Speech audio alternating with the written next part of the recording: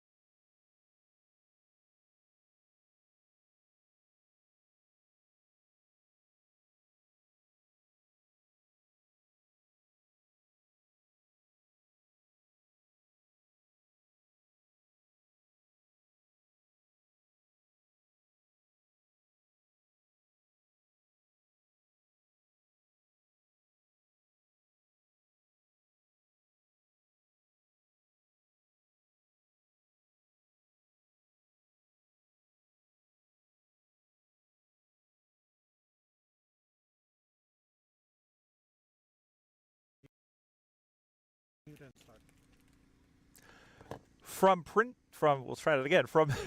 Mercer Park in Princeton Junction, New Jersey. This is the 2023 Sunoco Minor League Cricket Championship. This is Decision Day, Decision Sunday in the Eastern Division of Minor League Cricket, and the first of a two-game doubleheader as the New Jersey Stallions take on the Manhattan Yorkers. Hi, everyone. I'm Brian Barish. Great to have you along. Settle in for, we'll say, 8 or 9 hours of exciting cricket, and ones that will determine who will be playing in the postseason, who will be playing in the wild card playoff in this Eastern Division. It has, in fact, been a wild and woolly 7 weeks of the league phase in this championship for 2023. One of the two teams on the field knows what they need to do. They need to win to clinch a spot in the wild card round next week. That is the New Jersey Stallions, who lost the toss. The Manhattan Yorkers won it, and they have elected to send in the Stallions, who fell to the Philadelphians yesterday. The Stallions, champions of this Eastern Division in the first two seasons of minor league cricket, but having fallen to a very good Philadelphian side in an exciting match here at Mercer 24 hours ago.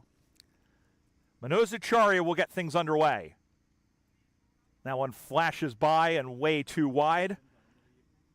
And Mihir Patel, one of our two umpires, signaling as such, and it's another auspicious start for Manoj Acharya. Yesterday, in a loss to the New Jersey Somerset Cavaliers,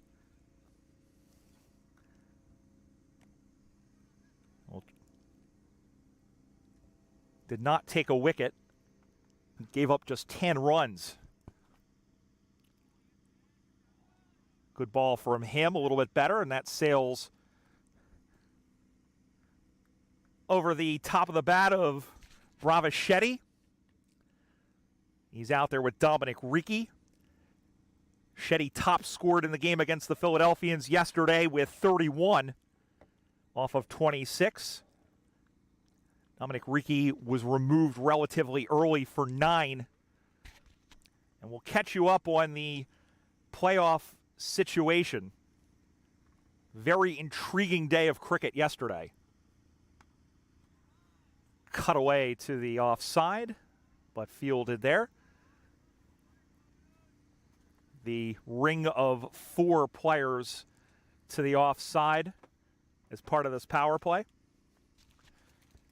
The Stallions yesterday, as we mentioned, losing to the Philadelphians. The Philadelphians clinching a direct ticket to the Super 8 phase in Texas.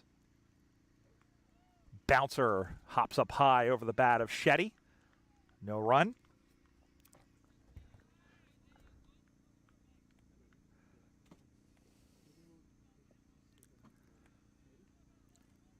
Bravachetti, 104 runs so far. His 31 yesterday. Of the 5 matches he played, was the top scorer for him this season. Dominic Ricci, we've seen him on the other side. He is a danger man, of course, on this field where runs have been so few and far between, it seems. Posing a challenge to just about any batter.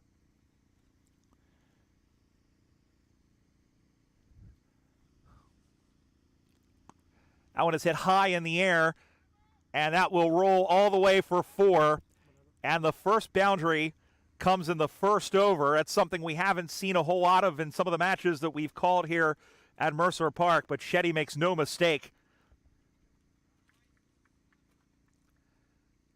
Right down Broad Street, and Shetty was eyeing that one all the way and driven past the drawn-in infield for 4. The first boundary of the match comes off the 4th legal delivery.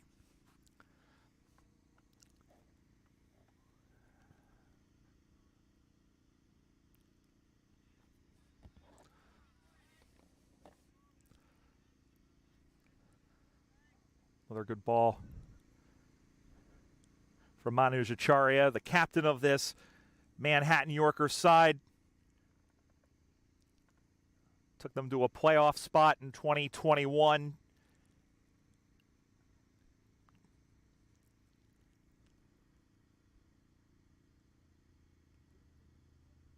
New Jersey Stallions 1 win away from making it back to the postseason. Oh, flashed at that one into the hands of Pranav Rao, but no contact on that. So a wide and a 4, the only run surrendered by Acharya at the end of the first over. The New Jersey Stallions 5 without loss.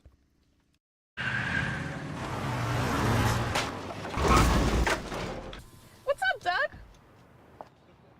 What got into you? At Sunoco, we know how to fuel peak performance. Fuel your best.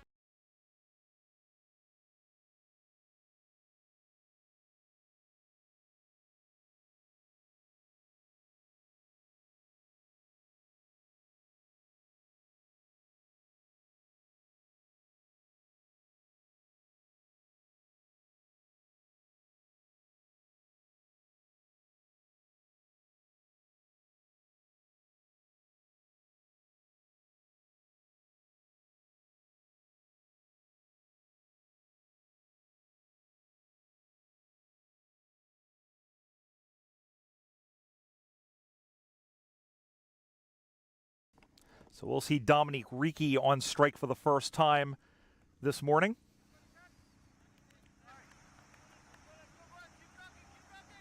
Man who knows how to trouble the scorers with regularity, although he didn't do that as much yesterday. As Sarg Desai comes into bowl with some early spin. And a good ball to start against Dominic Ricci. 30 years of age, Dominique Ricci from Berbice in Guyana. Full toss, and that one is cut very well, and will beat the man at long on and go stroked away for a 4. So Ricci doesn't waste time on the second ball he sees, and there is his first boundary. Ricci's had some days at the office where he has just completely seen everything coming out of the bowler's hands. And he does that on that occasion against Desai. Stroke down the ground this time, but Desai comes over to field. 2 ODIs for Dominique Ricci, member of the West Indies. And we'll get you his statistics in just a moment. Pushed forward to the offside. Another no run. Good comeback by Desai after giving up that 4.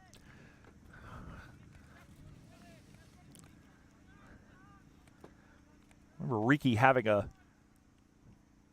fantastic day at the Philadelphians Cricket Festival last year.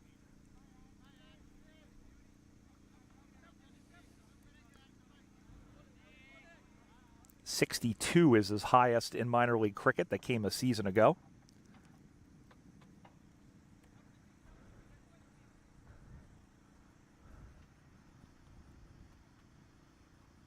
The side continuing around the wicket. Pushed forward. Ricci was thinking a run, but Shetty not agreeing. That's the end of the second over. Just the 1 boundary off it. 2 complete here at Mercer Park. The Stallions are 9 without loss. आ गया है Lakshmi basmati rice को घर लाने का। Lakshmi extra long basmati rice. इसका हर दाना हो इतना लंबा, पकते हुए महके और प्लेट पे क्या खूब खिले। हाँ, मेरे घर लाने का।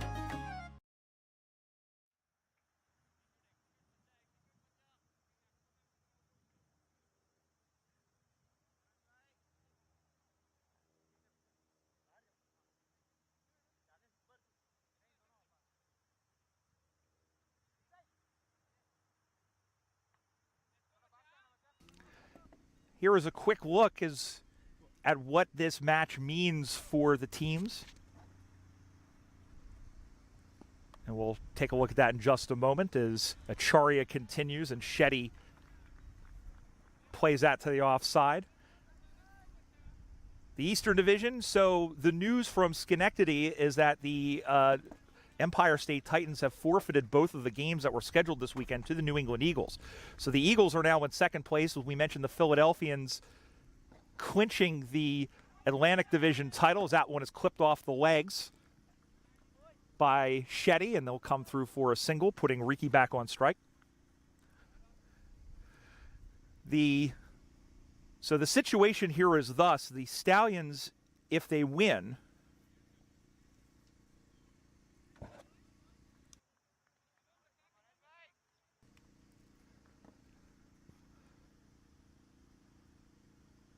pushed forward by Ricci. They'll take a run from this to the offside. Going to be close at the striker's end, but they got back. The situation is this: if the Strikers win, they're in. And in the second game of our doubleheader, the New Jersey Somerset Cavaliers taking on the Philadelphians.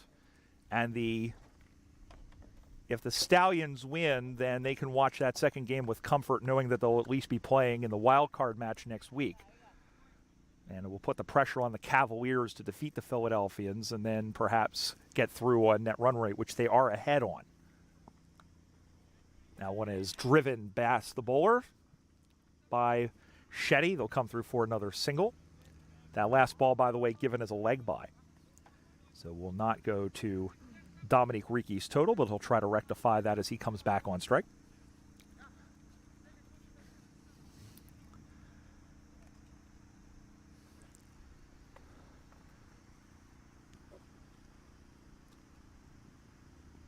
One in on the fists of Dominique Ricci, plays that to the near side. The call is for 2. This one's going to be close.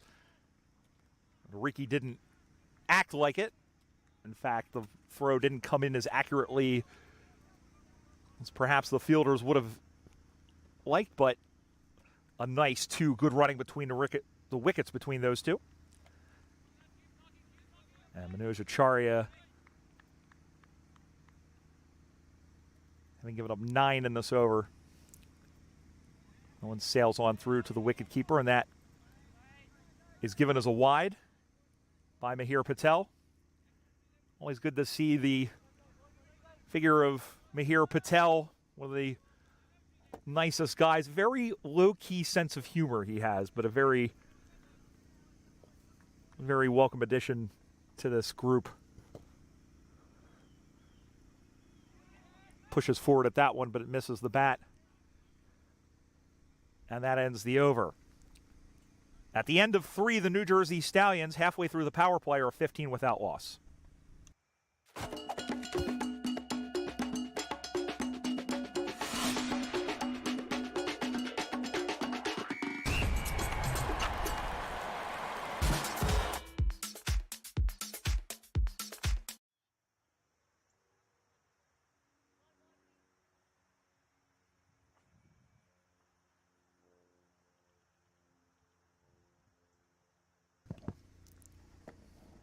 So here once again is the situation in the Eastern Division. As we mentioned, the Philadelphians having clinched yesterday on 14 points. They will go directly to Texas. The New England Eagles with 11. So if the Stallions win, they go to 12, and they will have clinched a spot. If they lose, and all the New Jersey Somerset Cavaliers have to do is win the game, their game against the Philadelphians, and they will be in. And the Stallions, who have participated in the as a sweep shot, and that one's going to go all the way for 4. Beautiful shot by Shetty. Got down on one knee and thoroughly dispatched that one through mid-wicket. And the Stallions on this leftmost pitch, which I think is a little bit more batter-friendly than the one in the middle that's been used. Beautiful sweep shot.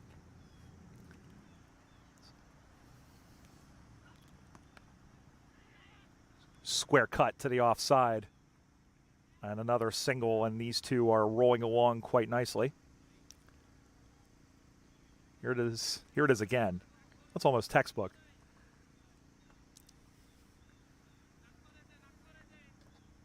Shetty, as we said, his top score came yesterday with 31, so he's looking to better upon that. Another cut behind square. We'll take another single. So the Stallions, pretty much in the word of the late Al Davis from the Raiders, just win, baby. If they win, they don't have to sweat out this second game this afternoon, which we'll bring to you here on the MLC Network. Nassar Desai having given up his second boundary of the morning. Again, trying for the sweep, but no contact.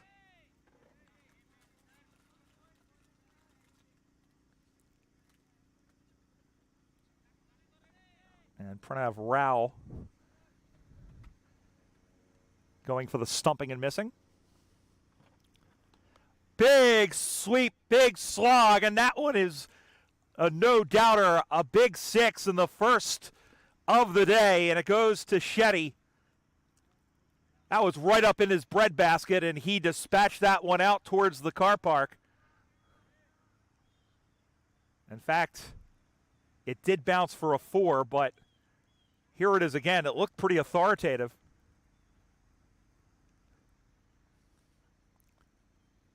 And this time pushed to the offside. Going to be close.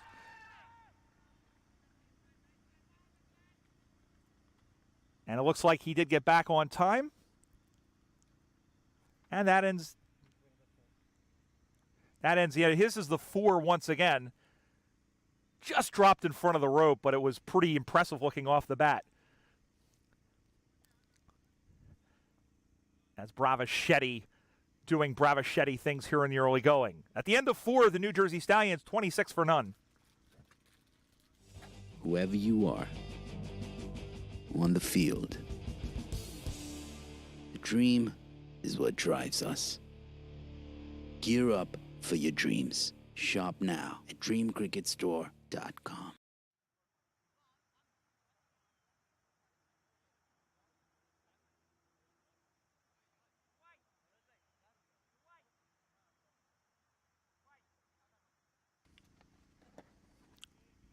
Beautiful day here at Mercer Park.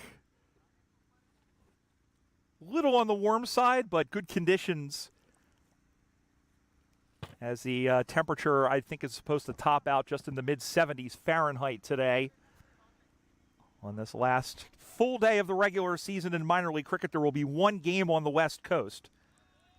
And Ruchir Joshi will now bowl from the road end.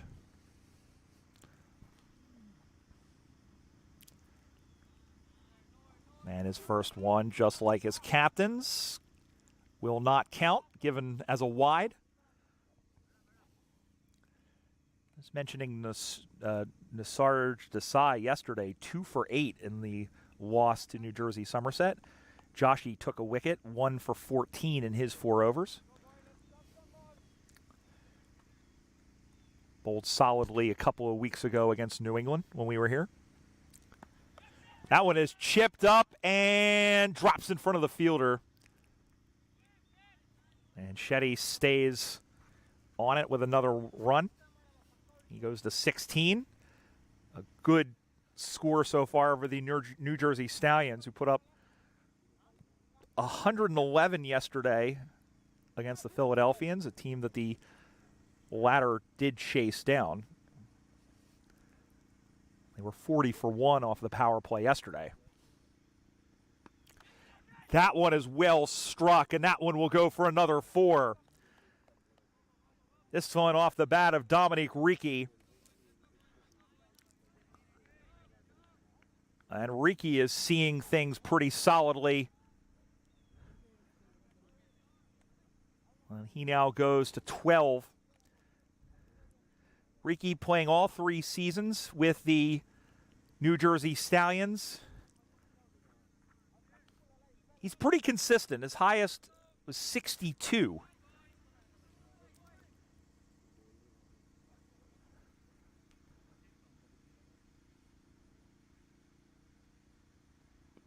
Steps into this one and guides that to the offside. He'll take another run. Close escape there for Bravachetti. And the championship game in 2021 against Silicon Valley, it was 42 not out. A game that the Stallions fought valiantly but lost to Lou McChand and the Silicon Valley Strikers.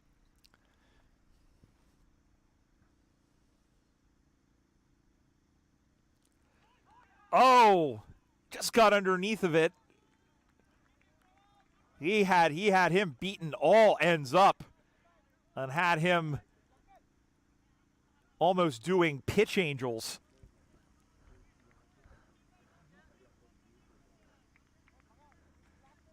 That was a heck of a delivery by Ruchir Joshi. Completely bamboozled Shetty, but was in fact given as a wide. And this time he cuts it away to the offside, looking a little bit better. I'll take another single out of that. We take a look at Joshi's stats for the year. 18 wickets overall. This season he has taken 6.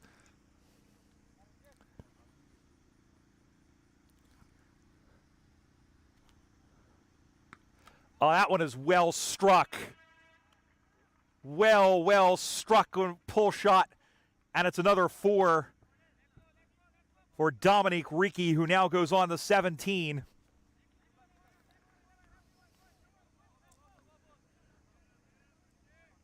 Bouncer, good length. Just heading in that off stump, 4th stump region, and Ricci making no mistake, pulling that one into the relatively vacant deep mid-wicket.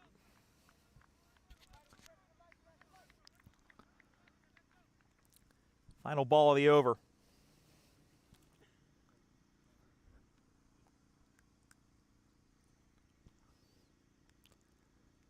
Plays at that one and on to the wicketkeeper Rao, but it was the third wide by Ruchir Joshi, a very expensive over for him. He has given up 14, and the New Jersey Stallions, who we mentioned were 40 for 1 yesterday against the Philadelphians after the power play, have reached that mark with 7 balls left in this power play.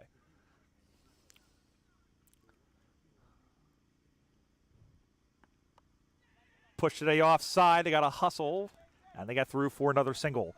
A 15-run over for the New Jersey Stallions, and at the end of 5, they are 41 without loss. Took that last corner pretty quick. Sir, I need one hand on the roof, one hand on the pump. Timeout for Sunoco Go Rewards.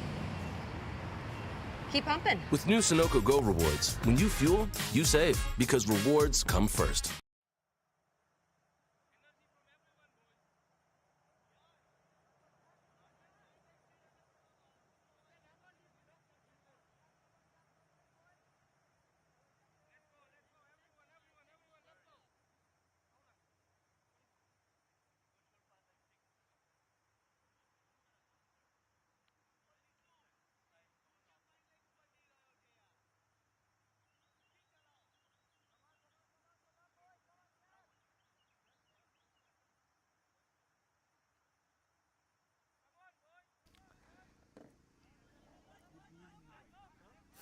Final over of this power play for the New Jersey Stallions.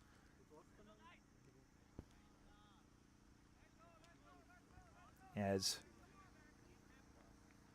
Shetty and Riki have put together a 41-run opening stand to get things underway. The Manhattan Yorkers already eliminated from playoff contention thanks to their loss to the New Jersey Somerset Cavaliers yesterday. And it is Roy who is the only in. Shapno Roy in for Santash Sama, the only change for the Manhattan Yorkers in this match. Slower ball, and this one is golfed down, and it will be a maximum. Just cleared the rope right to our left. And that is the first maximum of the day. It was a slower ball, kept low, but Dominic Riki seeing that one all the way through, and we're just taking a look. It was called a 6, and awfully close.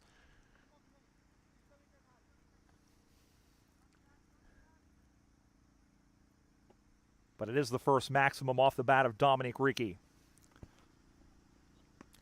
Driven back down the ground, and they'll take another one. Stopped in the deep by Captain Manoj Acharya.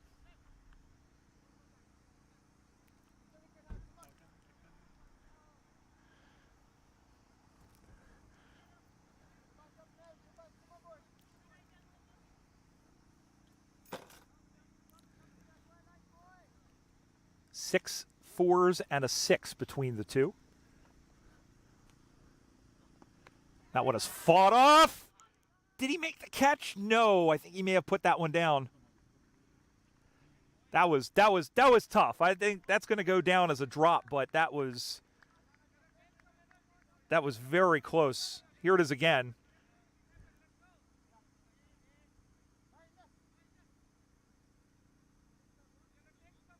Oh, 2 hands on the ball, son. And then right through. That's a tough catch coming forward. You probably should make that, but this time it's guided to the onside through Shetty. Quick peg at the stumps. But both were back. Shetty goes on to 18.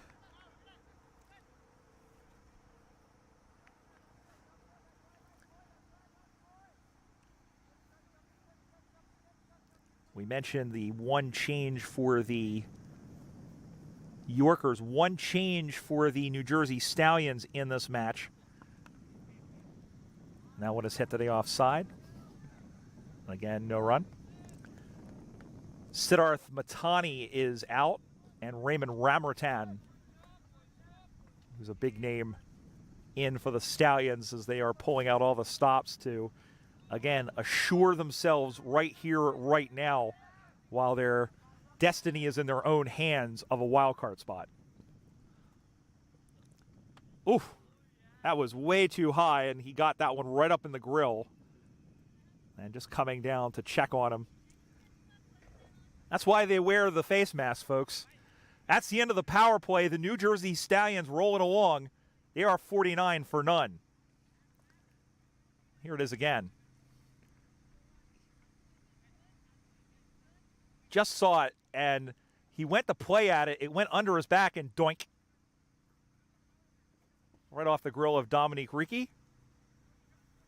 He seems to be okay. The helmet and the face mask doing its job. 49 without loss.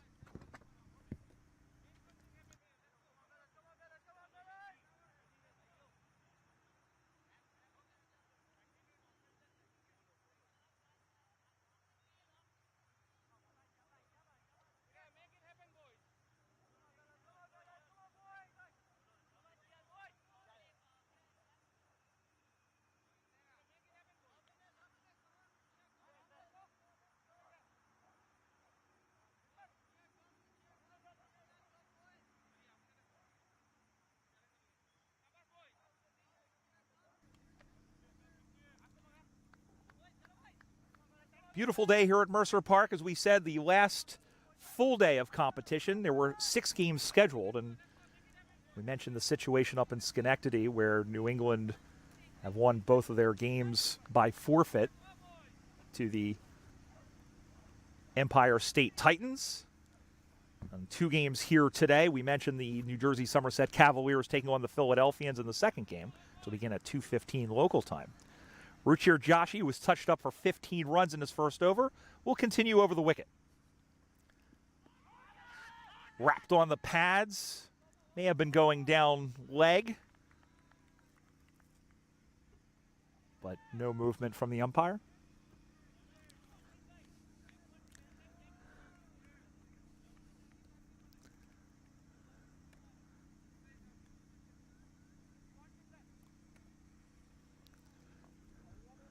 Our umpires in this match, Mihir Patel, Colin Edwards, and Ivy Mahabir. Now one sails on through another wide by Joshi, and that is 4.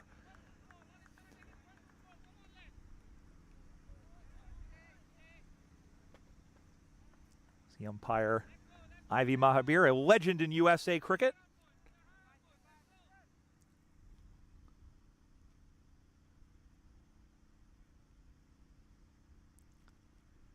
In on the hands of Shetty rather. Another run, and that is the 50 up for the New Jersey Stallions. Well, the wide brought the 50 up. Now they're at 51.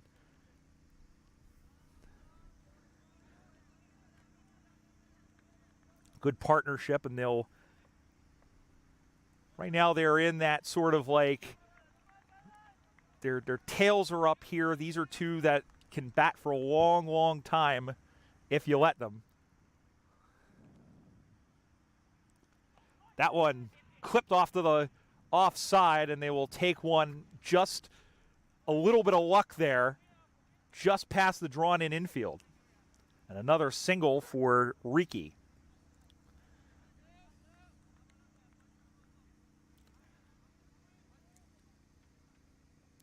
You see some of the subs for the Yorkers.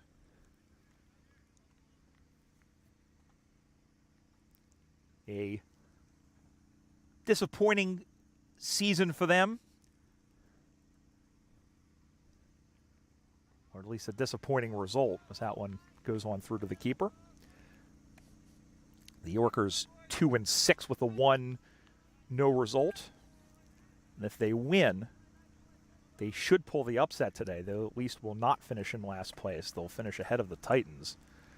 Assuming, and I haven't checked this, assuming that their net run rate, I don't think it's changed from what it was yesterday thanks to the forfeit.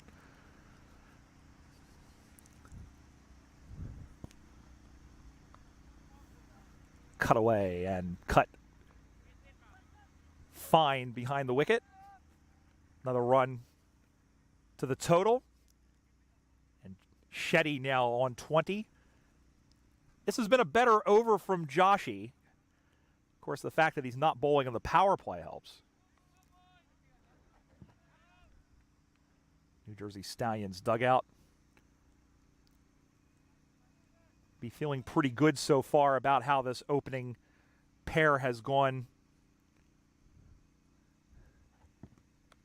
That one is clipped. Let's stop by the, fielded very nicely there by the infield.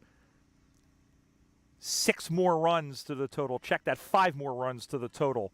At the end of 7, New Jersey are 54 for none. आ गया है Lakshmi basmati rice को घर लाने का। Lakshmi extra long basmati rice. इसका हर दाना हो इतना लंबा, पकते हुए महके और प्लेट पे क्या खूब खिले। हाँ, मेरे घर लाने का।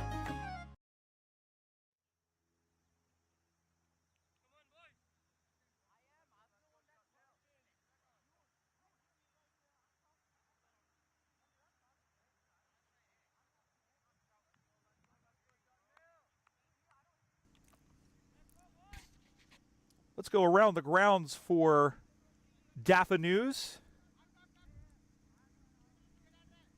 Aside from the one game here in the Eastern Division later on, and the match, again, that has not occurred up in Schenectady. In the South Division, the Morrisville Raptors are taking on the Fort Lauderdale Lions. That is a 12:30 Eastern start. That one is fought off. This one's going to be close with a direct hit, but they're back, and they won't be able to take an overthrow. Another run for Dominique Ricci.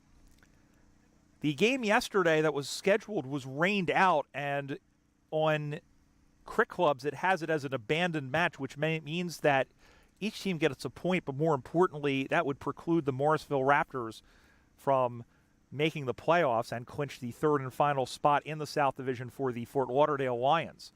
Now, we've heard the possibility that they will try and play that match today. This is Roy continuing, by the way, from the dog park end. Clip to the offside, and again, another chance, and they're going to get another one on an overthrow here. So the Yorkers getting a little bit sloppy in the field, and that costs them a couple of runs. And Shetty goes to 22. We're not officially sure. They don't have anything changed on the schedule just yet. We're talking again about Fort Lauderdale and Morrisville down at Central Broward Stadium, or Broward County Stadium.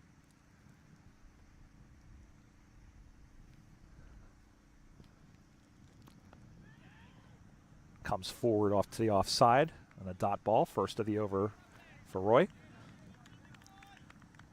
But if that's the case, then the Lions will join the Atlanta Fire in their wild card match. The winner joining the Atlanta Lightning, who finished the season on 16 points in Dallas as part of the, or Grand Prairie as part of the Super 8s in about 10 days' time. That is the only other match aside from the ones here in the East. This one is hit in the air, but a big bouncer and fielded at deep mid-wicket off the pull shot. Another run for Shetty. He goes on the 23, beg your pardon. Lots of things happening in the Pacific today. There are 3 games happening today, 2 in the Central and 1 in the West, and then 1 tomorrow in the West. Another good ball by Roy, who's come back. And what we'll do is we'll go through that in the next over. The Dallas Mustangs, we will tell you, did clinch the Central Division Championship yesterday, and the East Bay Blazers wrapped up the West. Final ball of the over from Roy. Driven nicely down the ground. The man at long off in Dinesh Patel comes and feels it. They'll take another run.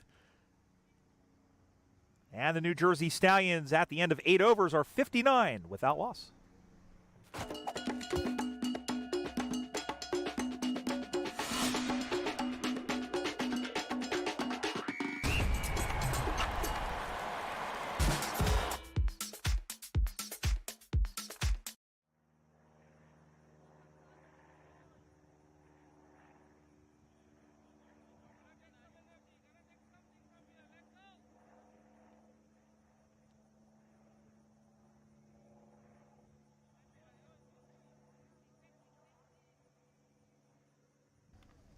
Finishing up around the grounds, thanks to DAFA News.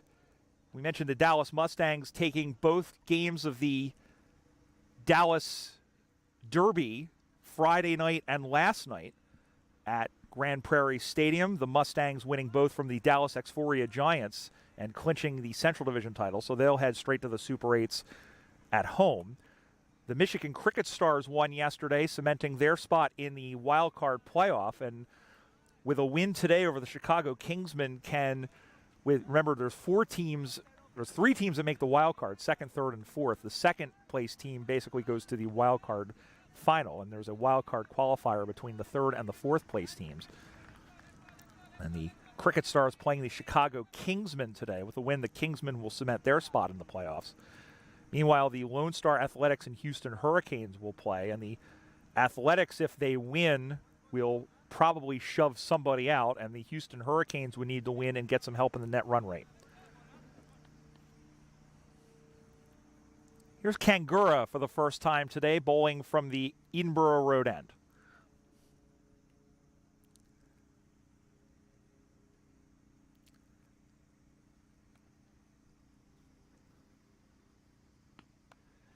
That one is hit well to the offside, and another 4 to the total.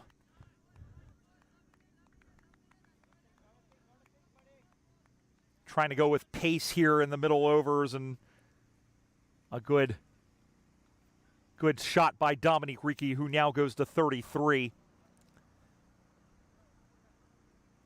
As Kangura bowls over the wicket, and again, a nice sweet shot by Ricci, who is seeing them extremely well.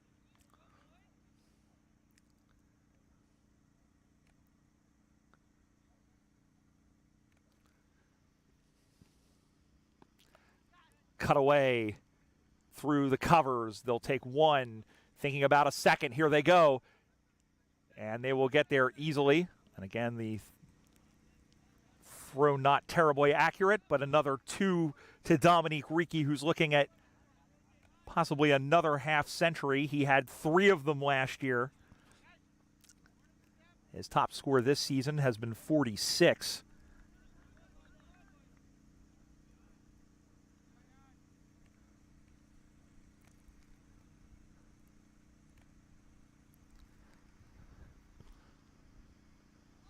Oh, just over the outside edge of Ricci that time. Good ball by Kangura. Abhijit Kangura, former Philadelphian, played for them for season.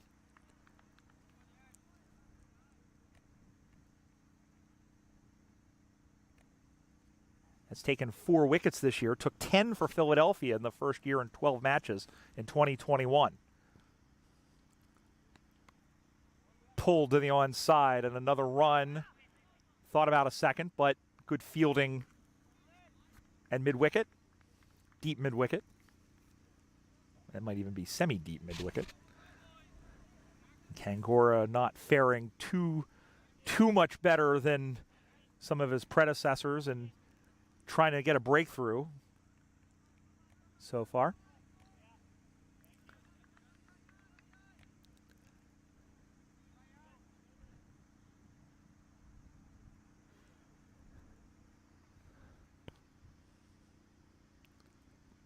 That one in on the pads, and they'll take another run off of this.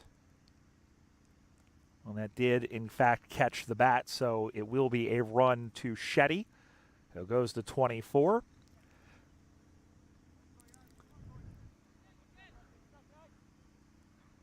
Some lighthearted banter there in the outer.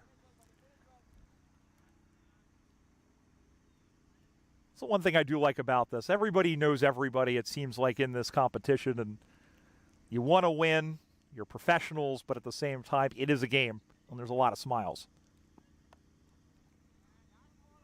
Played away by Ricci. That's another run to his total. He goes on to 37. 9 overs complete at Mercer Park. New Jersey Stallions looking really, really good. They are 68 for none. whoever you are, on the field. The dream is what drives us. Gear up for your dreams. Shop now at dreamcricketstore.com.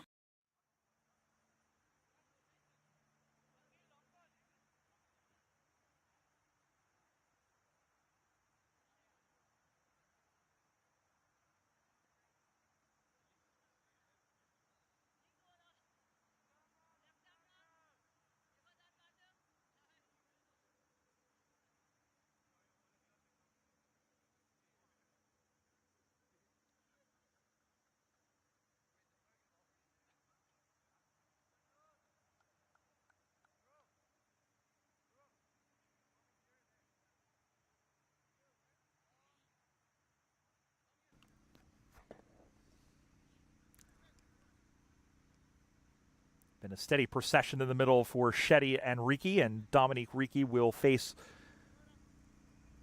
Pawar for the first time. That is the sixth bowler that the Yorkers have trotted out. A good opening ball from him.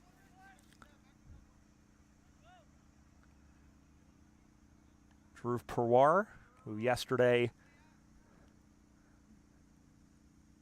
no wickets for 12 runs in just 2 overs of work. Oh, that one is hit well and deep, and it's a 6. Not a good ball, it must be said, from Pawar. It hung up. It probably would have been given as a wide, but this one was hung up right at knee level. And Ricci was onto it in a flash and blasts that one out towards the metal bleachers. He may have hit that one halfway to Newark. And Ricci now on 43. 3 runs away from his season high.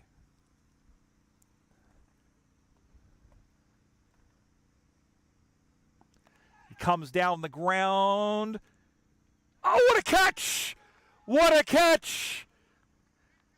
And Dominique Ricci will be denied his half-century and his season high. What a spectacular catch and long on. And finally, Pawar gets the breakthrough. Here it is again. It was a shorter ball and right down the throat. Oh, I got just a little bit of air.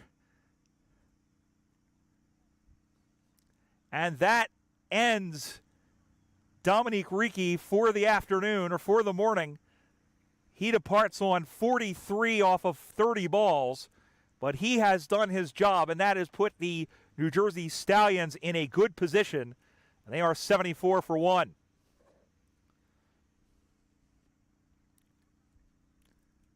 Pawar getting the first wicket on his third ball.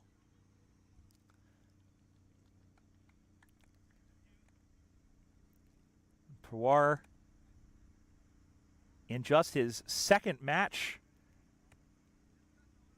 gets his first wicket of the season. And the catch made by Akil Thurmula, who is in as a sub. And a very nice catch taken about 12 feet from where I'm sitting. Well, maybe about 20. That was a very, very nice catch, and he's kind of replaying it in his mind to our left. So here is Sai Mukamala. Mukamala, we should mention the history between these two teams. This is the 6th matchup between the Yorkers and the Stallions. The Yorkers have had the better of the two. They have won 4 out of the 5. But in 2021, the only win in this series by the Stallions, where the Stallions chased down a target of 120 with 8 wickets and 8 balls to spare. Mukamala had a half-century off of 56 balls, an unbeaten half-century, I might add. 50 from 56, and he prods at the first ball he sees. U.S. national team player Sai Mukamala. They are very excited about him in the cricketing circles, about this young man.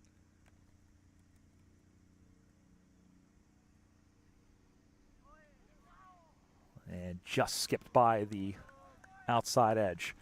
Native New Jerseyan. And many see him, no pressure here, but many see him as the face of the national team going forward. Clips that one off his toes, or drives that one rather off his toes. End of the over. They finally make the breakthrough in removing Dominique Ricci, but the Stallions still in a good position at the halfway mark. They are 74 for 1.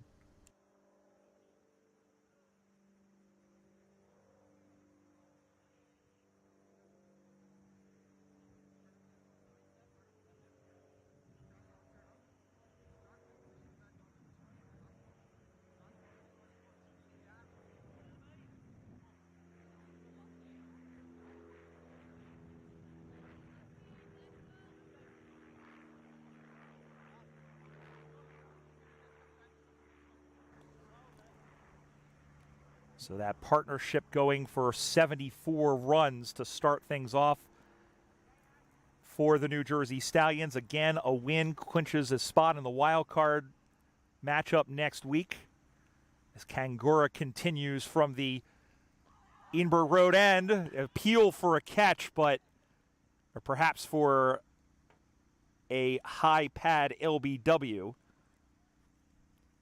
And Shetty adds 1 to the total.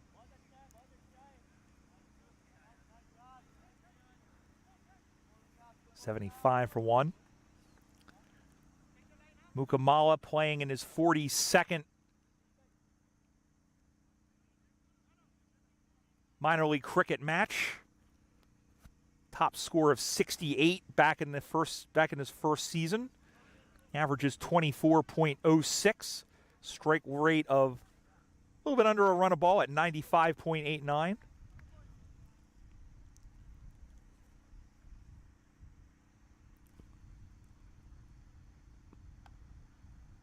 Guides that to the offside.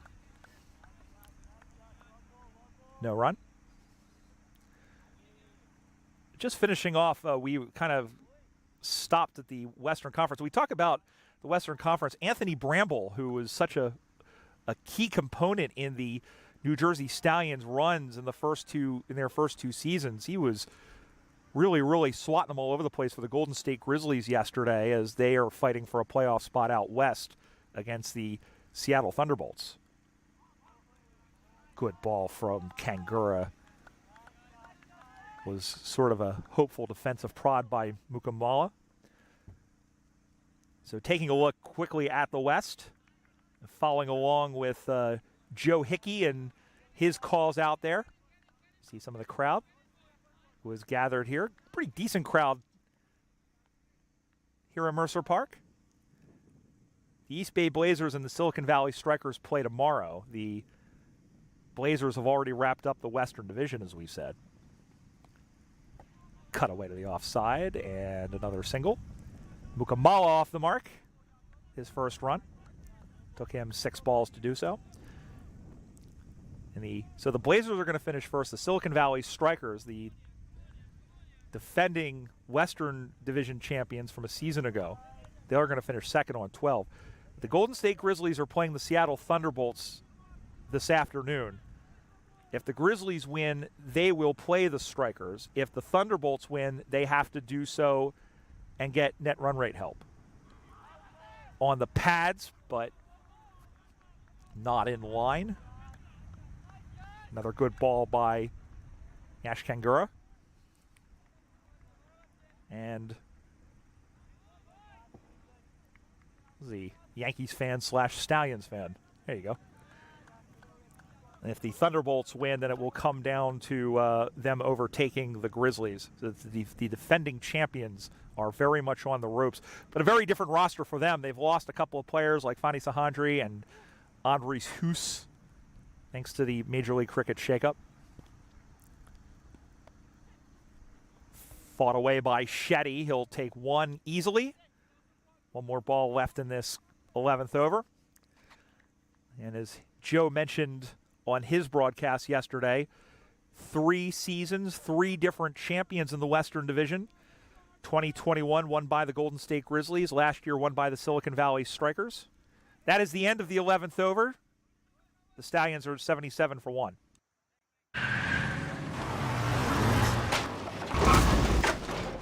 What's up, Doug? What got into you? At Sunoco, we know how to fuel peak performance. Fuel your best.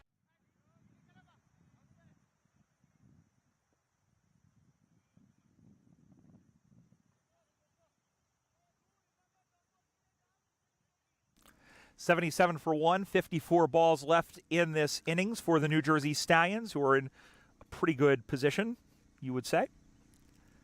Pawar will return, taking the only wicket so far. Left arm around the wicket, and that is guided to fine leg by Shetty, and he goes on to 27 off of 30. Good innings from him. Lenny Chaibar were here. He would say that he's played a good hand so far. Just to finish what we were talking about in the last over, 3 champions, all from the Northern California. All 3 Northern California teams have had their turn at the top of the West. The call for a catch, and that's going to be an easy run out. A mix-up in the middle, and that is the end. That is the second wicket to fall, and I believe it's going to be Shetty who departs. Well, that's going to be Mukamala. That was a big, big question mark there. I don't think there was a run available. And the Stallions have perhaps given away a wicket recklessly. They are 78 for 2. Didn't get a whole lot on this. It was a good stop and the underhand toss. And it is Mukamala who is beaten at the non-striker's end. So Pawar, even though he won't get credit for the wicket, has now affected both New Jersey Stallions wickets. And it will be another national teamer in Monank Patel. So Mukamala, who yesterday against the Philadelphians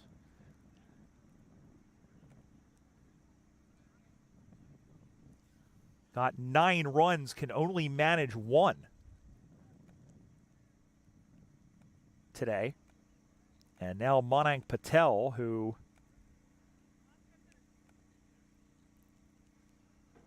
yesterday 22, second top scorer, 22 off of 26,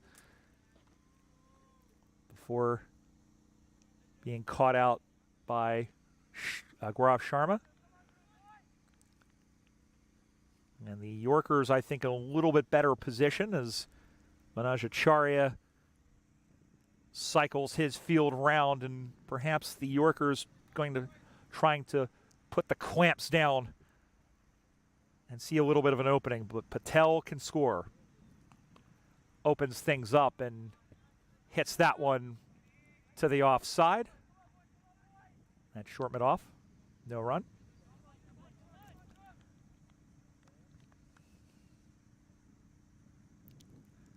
See Vandit Kumar Prajapali to our left. That one is hit up in the air.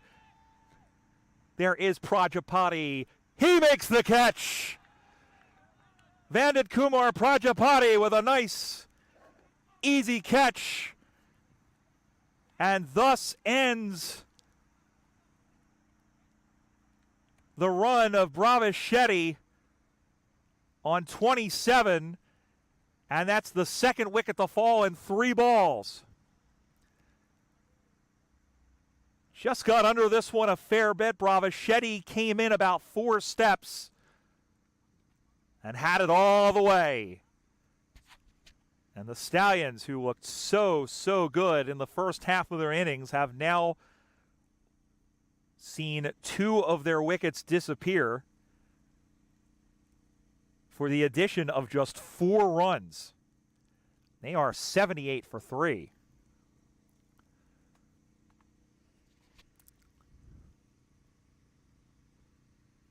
So Pawar does get credit for that wicket. That is his second. He's 2 for 7 from 10 balls. And I believe this is Deron Davis.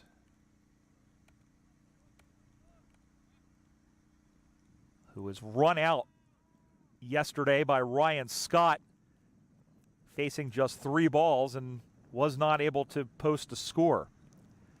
So he will join Manak Patel in the middle. Great catch by Bandit Kumar Prajapali. And the left-hander, Deron Davis, stands in. And we'll try alongside Patel. There is Prajapali in the field.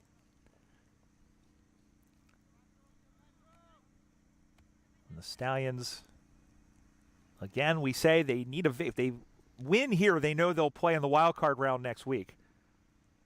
If they lose, they'll have to root for the Philadelphians in the second game against the Cavaliers. And on his first ball, he opens up and pulls that one to short mid-wicket for a run. And so Deron Davis is off the mark. 79 for 3. 1 ball left in the 12th over.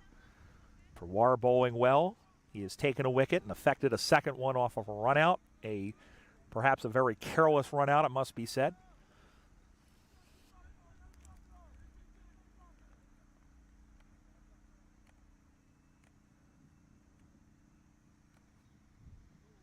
And Davis watches that one sail by. And that ends the over. The New Jersey Stallions have lost 2 wickets. They've only managed to gain 2 runs in that over. At the end of 12, they are 79 for 3. वक्त आ गया है Lakshmi basmati rice को घर लाने का। Lakshmi extra long basmati rice. इसका हर दाना हो इतना लंबा, पकते हुए महके और प्लेट पे क्या खूब खिले। हाँ, मेरे घर लाने का।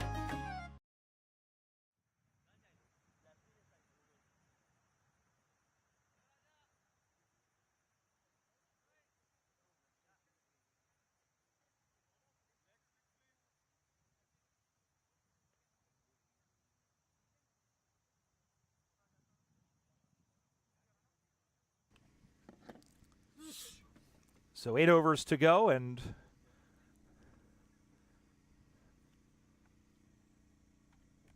we're just checking here to tell you that it will be Shapnel Roy who will come back into the attack from the Edinburgh Road end. Manak Patel, and rather it'll be Deron Davis on strike. Deron Davis, 28 matches, 29th match so far in minor league cricket. Played for the New England Eagles previously. His high this season is 50, his first minor league cricket half century. That's been his career high as well. So far this season, 151 runs at a strike rate of 139.81. So we might very well see an acceleration here with Roy to bowl. Oh, that's going to be close with a direct strike, but I think he only had 1 stump to aim at. That would have been very, very difficult, and a very daring single taken by Deron Davis, who now goes on to 2, and now Manak Patel comes up. Deron Davis, an under-19 World Cup participant in 2012 for the West Indies out of Trinidad. 5 T20 matches. Top score of 8 not out in those matches. As we said, he's done some damage here. 16 sixes so far this year. This is Manak Patel who strokes that one to deep mid-wicket, and they'll take 2 from that. Good running and good shot by Manak Patel. As again, they're looking to steady the ship after losing 2 wickets for the advancement of only 4 runs in that stretch. It's been a very interesting, a very interesting over chart.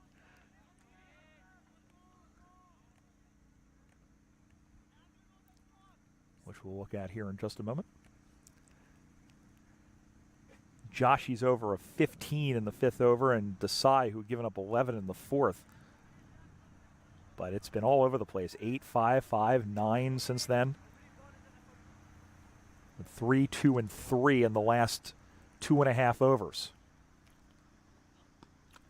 Defended back to Shapna-Roy, who is settling in. This is 3rd over. A reminder again, at 2:15 Eastern Time, the Philadelphians, the champions of the Eastern Division, will take on the New Jersey Somerset Cavaliers. The Cavaliers know they have to win to have a chance. The question is whether or not they will be playing outright for a spot or whether they will be playing to win and keeping an eye on net run rate. As we said with the, we'll tell you in a second, that one is fought off to the onside, and they'll take another run for this. So Patel goes on the 3, 1 ball left in the 13th over. If the Stallions win, then with the Empire State Titans having forfeited, again, if you hadn't heard, they forfeited both of their matches to the New England Eagles. So if they, New Jersey Somerset they are ahead right now on net run rate. You would think with a win they would stay ahead on net run rate. So all they have to do is win. They don't have to worry about anything else. And that's kind of the same way that the Stallions are right now. And it's good to see them play dashing offensive cricket. Thumped away, and another run. And again, they're going to get one on an overthrow. And that is about I think the 3rd run that they have given away, have the Yorkers, on bad fielding. So they get 2 from that instead of 1. At the end of 13, the New Jersey Stallions 85 for 3.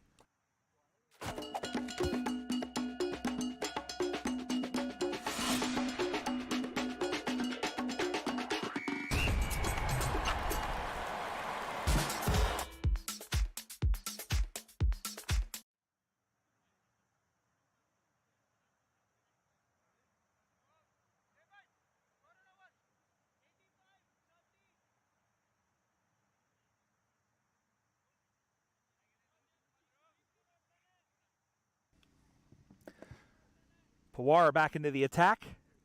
He'll continue from the Edinburgh Road end, or check that from the Dog Park end. He's bowling from the spot right in front of us. Brian Barish here with you. Glad to have your company, whether you're joining us on a beautiful day. Hope you're enjoying the day wherever you are as well. Oh, all sorts of appeals there. That perhaps was going down a little bit down leg. And also, I thought there might have been a stumping chance, but maybe Mahabir says no. The bails are still on top of the wicket. Still on top of the stumps, rather. A premeditated reverse swing. He's gone. When you telegraph that and the ball wraps you on the pads, you're asking for trouble. And Manak Patel, perhaps trying to get a little too cute, is dismissed, and Pawar now has his 3rd wicket, and he is responsible for all 4 dismissals here in this innings, and the New Jersey Stallions are 85 for 4. Here it is. As soon as the ball was out of his hands, he knew what he was going to do, and you see him switch, and yeah, that is absolutely plum. If it were any more plum, it would be a plum without the B. Something like that. But again, it's Manik Patel who is dismissed for 3.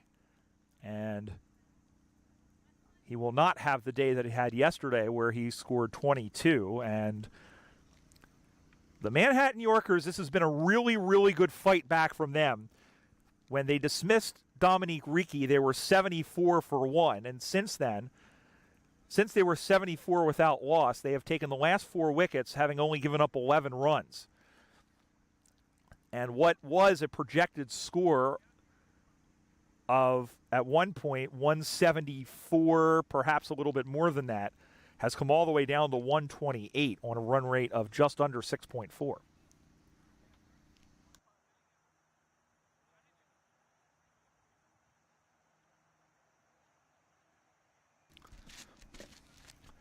So here it is again. This was the one where it wasn't given out. I think it may have I think it may have been going down the leg, but then this is the one that was given out. And yeah, that one would have had all 3 green lights lit. And again, when you go reverse like that and you miss and it does hit you on the pads, I mean there's nothing you can do about that. So Pawar has 3 for 8, and now it's Basker Yadrum. And Yadrum flays this one nicely to the offside, and he is off the mark on his first one. Basker Yadrum, who played for the Manhattan Yorkers, It's funny because in the second game last season on July 16th of 2022, when the Yorkers won by 1 wicket, chasing down a target of 116 and doing so with 7 balls left, Basker Yadrum had a half-century, 51, but he had it for the Yorkers against the Stallions. And now trying to do some damage against his old team and get his new team into the final, or into the wild card playoff. We'll tell you about that as best we know in terms of the playoff format. Cut away by Deron Davis in the deep mid-wicket.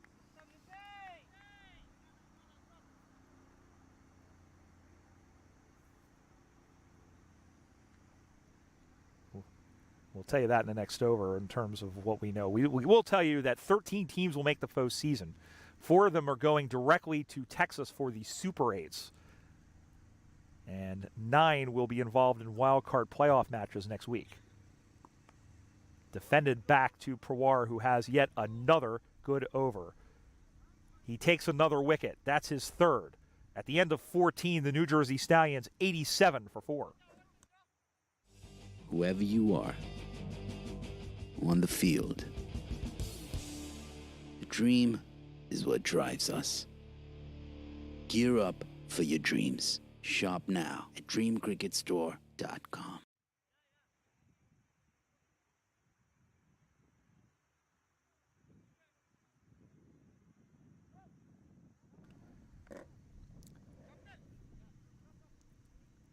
Back here on another lovely Sunday here at Mercer Park. We were talking about the playoff system.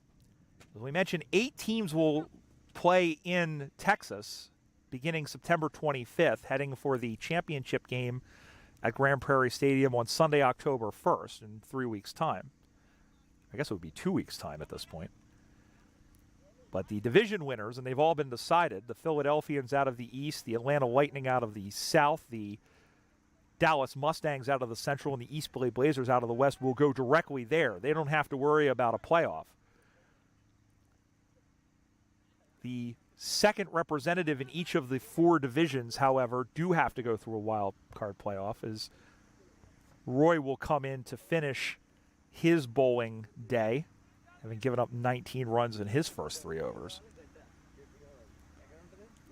And just double-checking the field.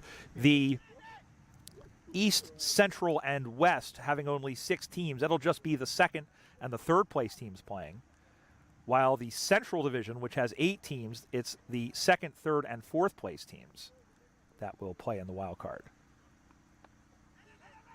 Pushed forward not a whole lot and not far enough for them to take a run, although Davis was thinking about it pretty strongly. He skedaddled back in a hurry to prevent any further damage. In the fourth place, as we mentioned in the Central, the fourth place and the third place will play, with the winner taking on the second place team. The winner of that will be the other representative from that division. We've heard, we're not quite clear on how the Super 8 phase is going to work. We don't know if it's going to be 2 groups of 4 or if it's going to be a straight knockout as it has been in previous seasons. But once we know, and perhaps if you follow along with minor league cricket on socials, minorleaguecricket.com, MIL Cricket on Twitter. I'm still calling it Twitter. And then everywhere else, it's MILCUSA. Keep an eye out for information. Also, in how you can follow, if you're in the area or you have designs on going to Grand Prairie, in the stadium there for the championship on October 1st. Roy continues after tying his shoes. They get through for another run. Again, the ball getting away, but not enough to affect another run being taken. 88 for 4. The story has all been in the first 10 overs when Bravaschetti and Dominique Ricci put on an opening wicket partnership of 74 before Ricci was caught by Akil Thurumela, who was on as a sub-fielder. And then after that, Mukamala, Shetty, and Patel fell in relatively quick succession for the gain of only 11 runs. And Mukamala and Patel, two national teamers, perhaps big fish. But Shetty, who was looking pretty steady, no pun intended. False start by Roy.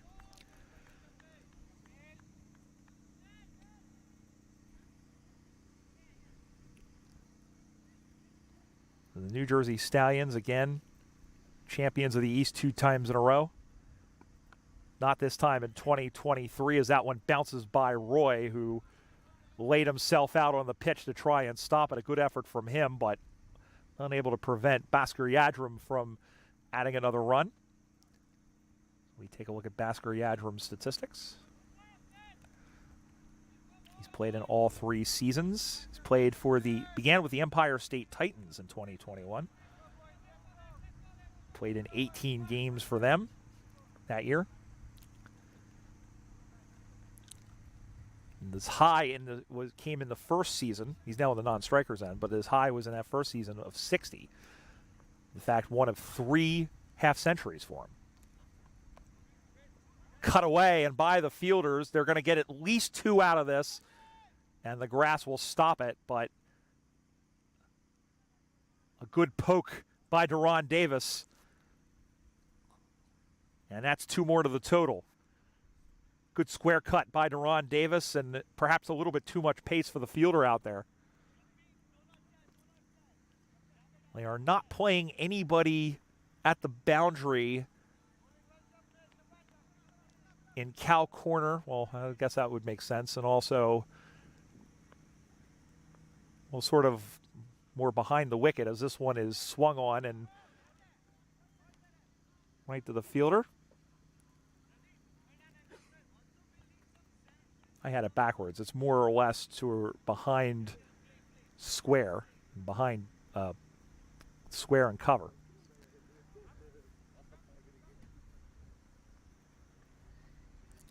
Not playing, more of a gully, I would say.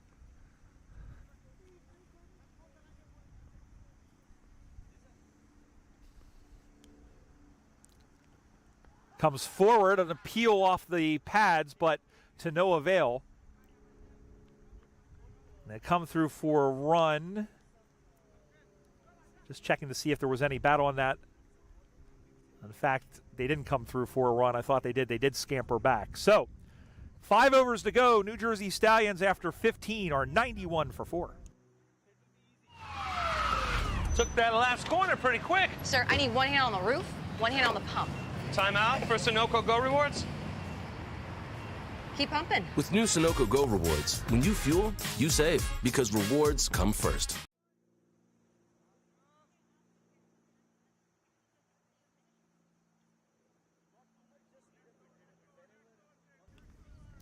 Five overs to go in this first innings. The New Jersey Stallions having been sent in by the Manhattan Yorkers.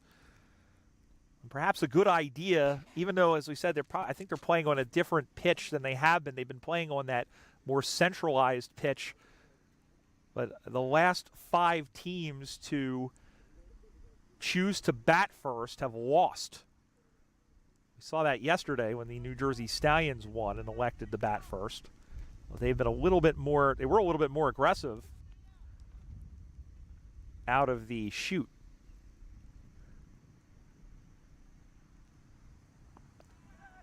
This one is hit well to the offside. A good stop, though, by the man out there, and Manoj Acharya and the captain showing how it's done. 71 degrees right now. Cut away again, and Acharya, or check that, that's not Acharya. He was It's Yash Kangura.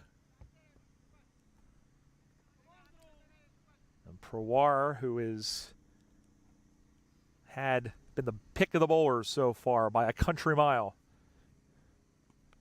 That one is up a little bit, and he had to fight that one away, did Bhaskar Yadram, and he'll get a single out of that.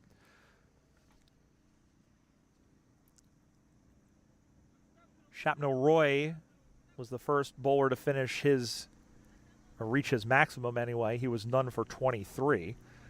And Dhruv Prawar, 3 for 10. He's the only bowler to take any wickets for the Yorkers. And he was bowling when the run out was affected, so he's been there for all 4. Cut away but stopped. Great over by Prawar. He has led this fight back for the Stallions, or for the Yorkers against the Stallions, who looked like they were going to dance their way into the wild card round. But not on his account.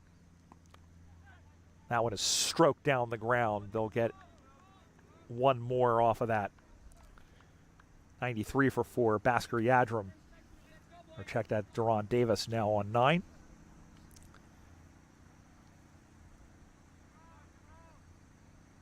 We'll have more information about the wild card round for you hopefully next week. That'll be when it will be played. And we're going down leg and clipped away by Bhaskar Yadram, another run to complete the over. Good over by Prawar. He ends his bowling spell on 3 for 13. And at the end of 16, the New Jersey Stallions are 94 for 4. आ गया है Lakshmi basmati rice को घर लाने का। Lakshmi extra long basmati rice. इसका हर दाना हो इतना लंबा, पकते हुए महके और प्लेट पे क्या खूब खिले। हाँ, मेरे घर लाने का।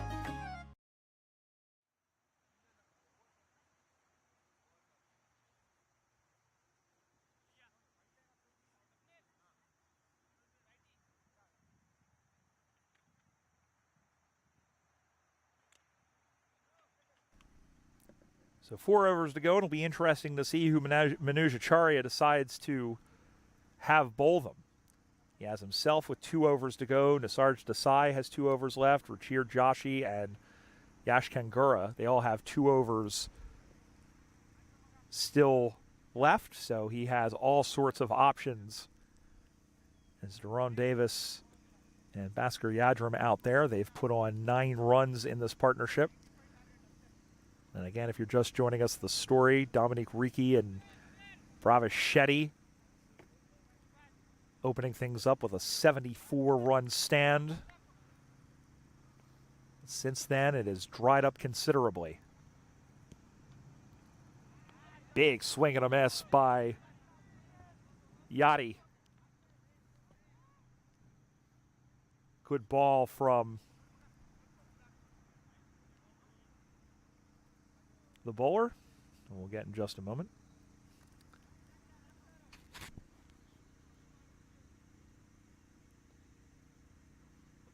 I believe that is Ruchir Joshi, 13. Another swing and a miss, and that one hopped over, but perhaps not fair, and umpire Mihir Patel pretends he's landing up at Mercer County Airport and calls out one a wide. So 95 for 4 for the Stallions. Ruchir Joshi has now given up 22 runs. In fact, the one before it was given as a wide as well, beg your pardon. So 96 for 4. And still a legal delivery to come.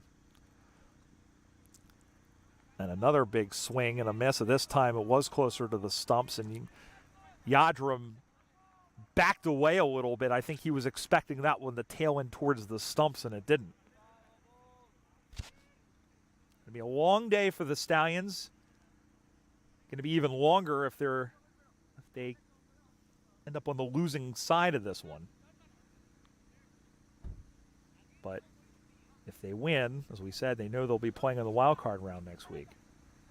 If they lose, then they will want the New Jersey Somerset Cavaliers to fall to the Philadelphians in the second game of our doubleheader, which again starts at 2:15 p.m. or thereabouts, depending on what time this game ends here on the MLC Network. And the New England Eagles, who managed to get 4 points without stepping on the field this weekend, are also watching this with interest. That one is chopped back down the ground by Yadrum. They'll get another run. Still 4 balls to come. Bhaskar Yadrum goes to 5, 97 for 4. The New Jersey Stallions yesterday, if you recall, put up 111 against the Philadelphians. A good score, and they had the Philadelphians pinned down through the power play.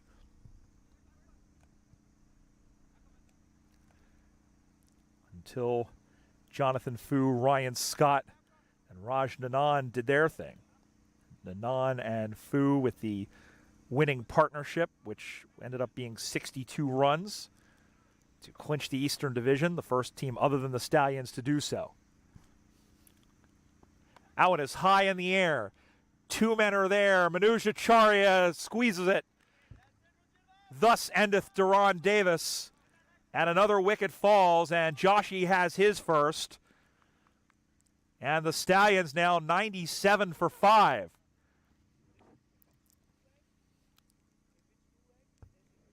Straight ball there, tailing towards the off stump. Manoj Acharya a few steps to his right. And Duran Davis has to go. So Davis, a much better day than yesterday when he was run out before being able to make a run on facing 3 balls. On this occasion, he scores 9 off of 13. The Stallions 97 for 5.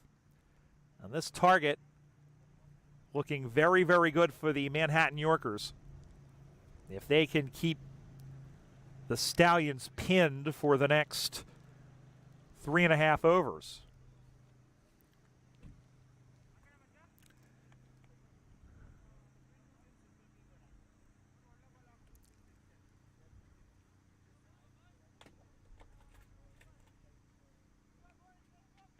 And Jesse Singh, the captain, another national teamer, comes in at number 7. Singh known more for his bowling prowess than his batting prowess, perhaps.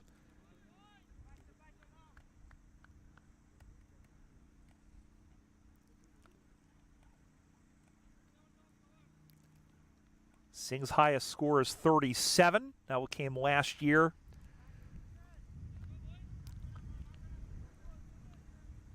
So far this season, he's made 86 runs.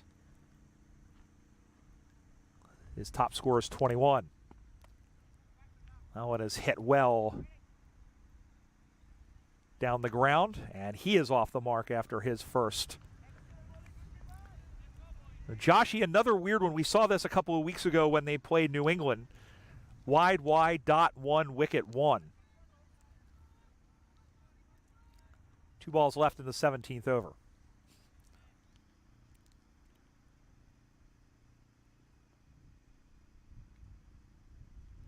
Steps in front of the wicket and chips this one. A little humpback liner. Does Bhaskar Yadrum.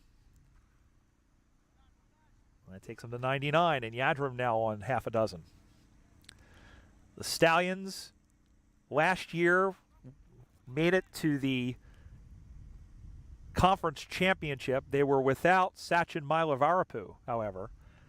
They were just hit to all parts of the ground by the Atlanta Fire in the conference championship. The Fire, of course, would go on to lose to the Thunderbolts in the grand final. That one skips away wide and given, as such, third wide given up by Ruchir Joshi. And that has brought up the 100 for the New Jersey Stallions in a backdoor way. And that is 7 wides for Joshi.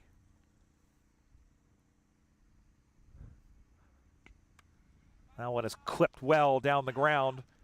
They're going to have to hurry. A good stop there to prevent them from getting a second one. So a very eventful over for both teams. 7 more added to the total. With 3 overs to go, the Stallions 101 for 5.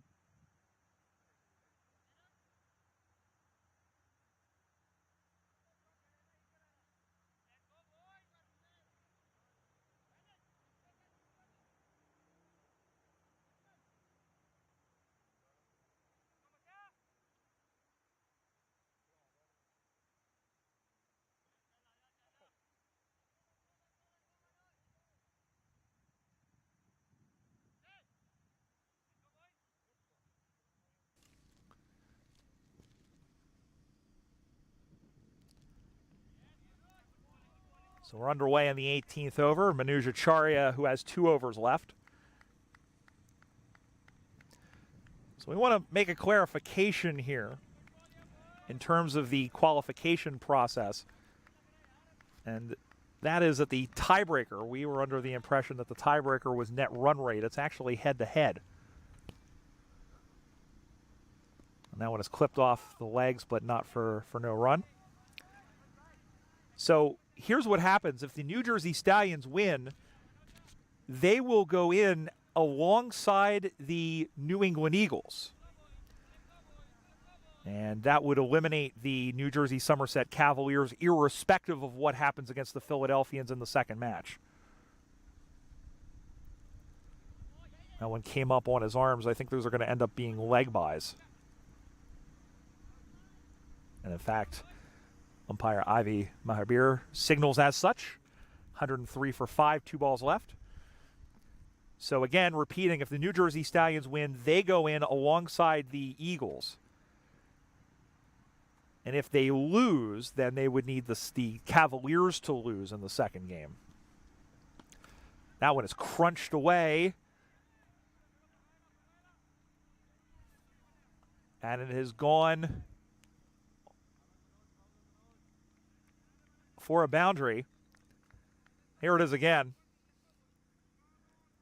And that is a maximum. And that one will add, that's a pretty big shot off the bat of Bhaskar Yadram, who has been looking hitterish. He's 12 for 11.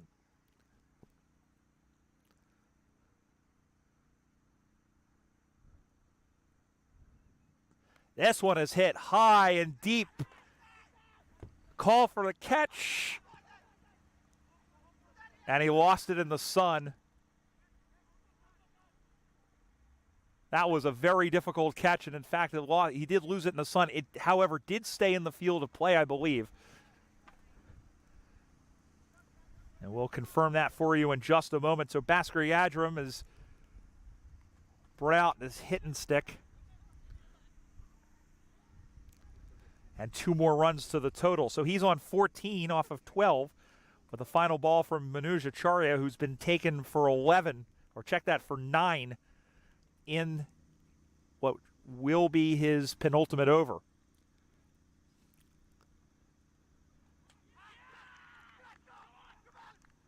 A loud appeal for leg before. Bhaskar Yadram saying, what's the fuss all about? That clipped my bat. 9 more runs to the total. With 2 overs to play, the New Jersey Stallions are 110 for 5. Oh, no, it was given as out. I beg your pardon. I didn't see the finger go up. It was given as out. So Bhaskar Yadram has to depart LBW. That was a very, very subtle call. And in fact, in looking at it, yes, that would have definitely been headed towards off stump. And so Bhaskar Yadram has to go 14 for 14. They're 110 for 6. And one more look at it. Oh, he was bold. I beg your pardon. He was bold. I didn't see the stump fly away, so that's why it was so subtle.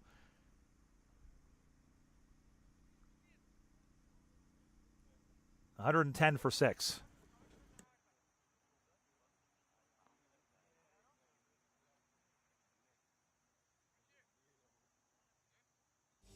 Whoever you are on the field, the dream is what drives us. Gear up for your dreams. Shop now at dreamcricketstore.com.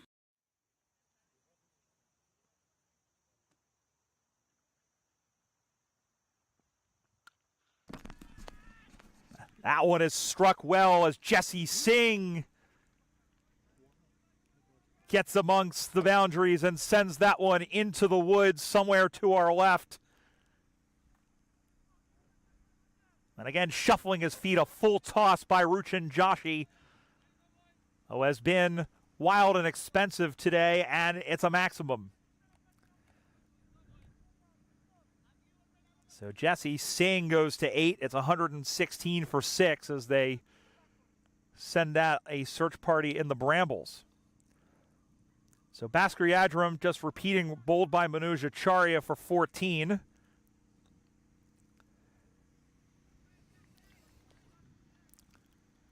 And now Jesse Singh alongside Raymond Ramratan. Ramratan, even though he's coming in at number 8, he too can swing the stick.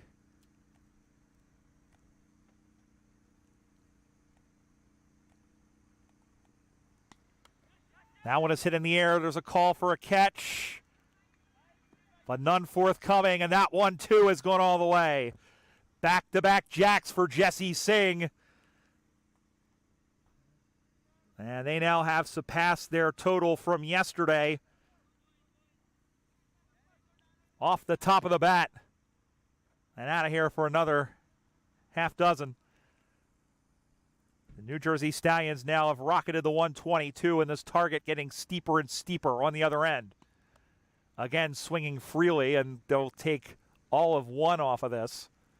Ramratan just touching up just in case.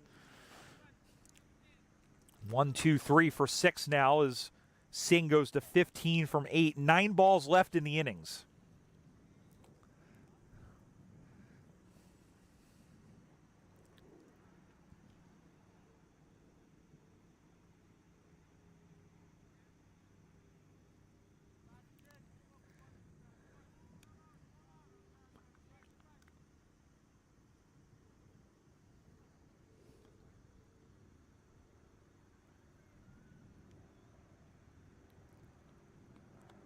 That one is clipped away. The peg at the stumps, but I think Jesse was back. And once again, another overthrow, another run taken out of that. And poor Ruchin Joshi, that's going to go against him. Really nothing that he could have done about that. So 2 more. And he has been expensive. He is the one wicket, but he now has allowed 42 runs. That one is high in the air. There's a fielder there. He makes the catch. And that's the end of Raymond Ramratan, a 2-ball cameo from him. He has to go for 2. The lone inclusion in the side from yesterday. And the New Jersey Stallions 125 for 7.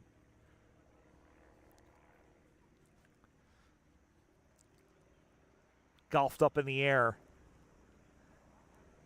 And it's been a situation where the sun is relatively high. It has affected a couple of the chances today, but not on this occasion. And Raymond Ramratan can only add 2 more to the total. And once again, Manoj Acharya takes his second catch. Acharya has been involved on 3 of the wickets so far, 2 catches, and of course the bowling of Bhaskar Yadram. So Stephen Wigg, bowling specialist, will come in at number 9, joining Jesse Singh out in the middle. This might be fun, the final 7 balls of this innings. And once again, repeating, the New Jersey Stallions, if they win, will advance. And that means that either way, and somebody can correct me if I'm wrong, the New England Eagles are in no matter what.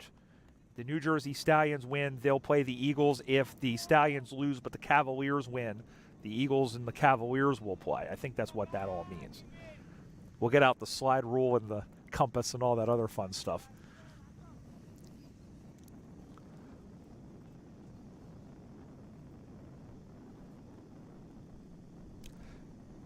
So here's Wig. And he hits this one in the air. And he's gone first ball. So here's your hat, what's your hurry? And Stephen Wig is dismissed for a spicy golden duck. Top edge, straight down the ground. And an easy catch. And Stephen Wig has come and gone in one ball. And the Stallions now 125 for 8 at the end of 19.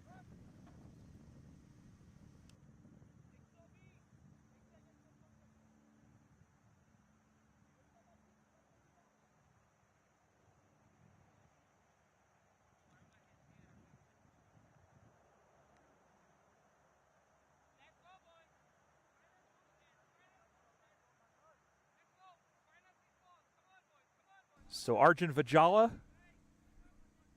will come in at number 10 alongside as captain Jesse Singh.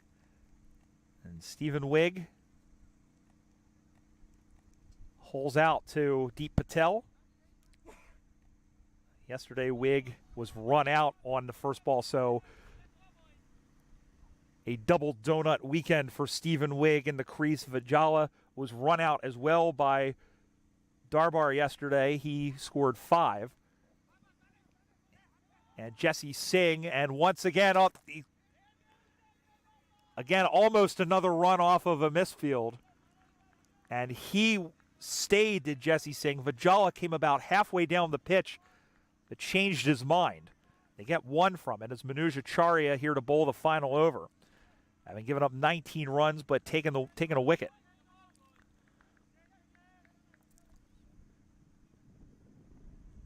Ruchir Joshi very quietly has finished on 3 for 42. So the 3 is good. Well, most of them have come in the death overs. The Stallions, a reminder, at one point were 74 for none in the 10th over. That one is hit sweetly and well, and just put down by the man there, Misharg Desai. Desai got there well, but it just dropped in front of him. And Vijala has a loud run. 127 for 8, 4 balls to go. Jesse Singh and everybody around them have actually, that has come with him. At least Yadram had looked well alongside him. There's a call for a catch. And the catch is made. Yash Kangura sees off Jesse Singh.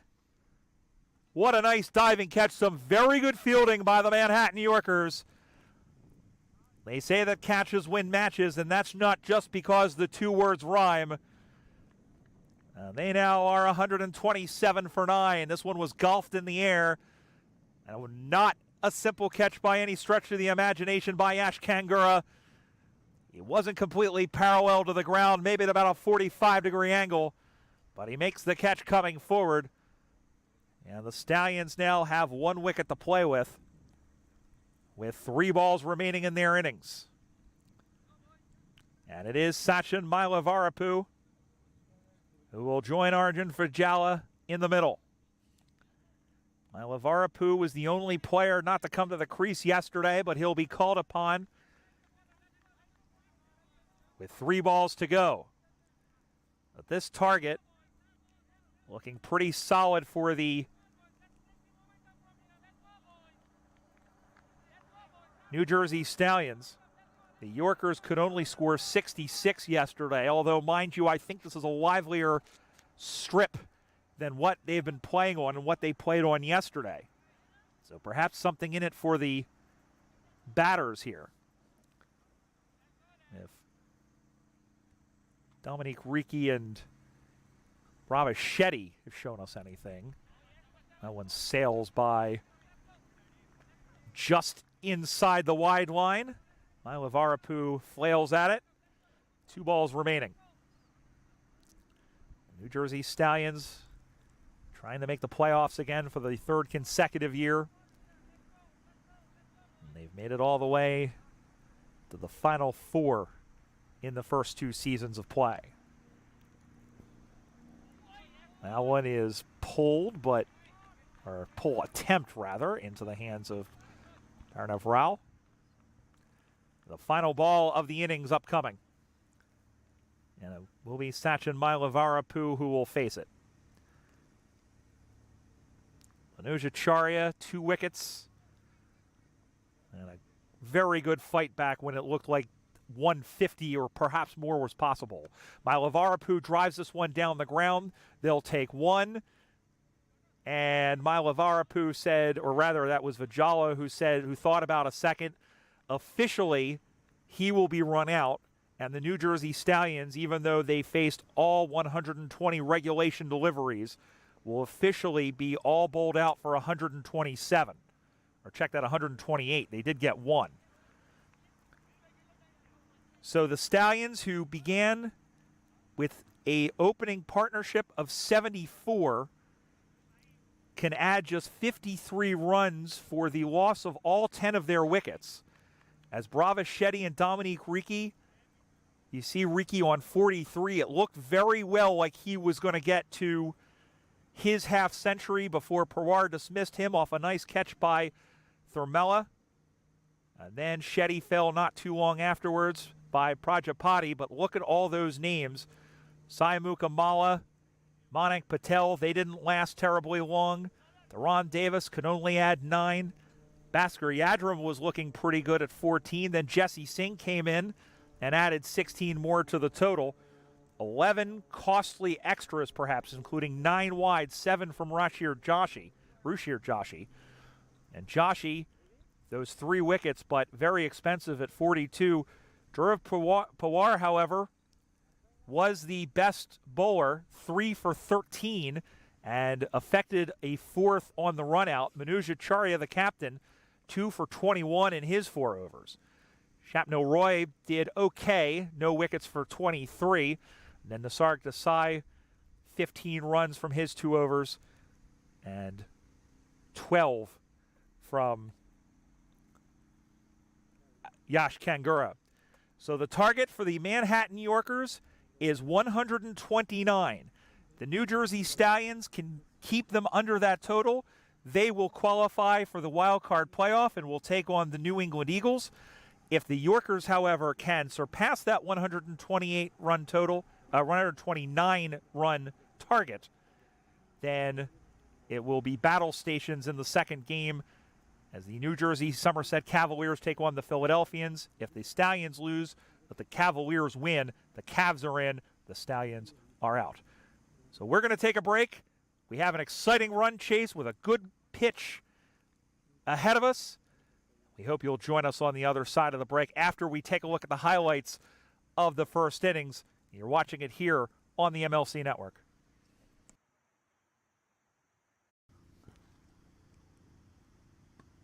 Full toss, and that one is cut very well, and will beat the man at long on and go as a sweep shot, and that one's going to go all the way for 4. Beautiful shot by stumping and missing.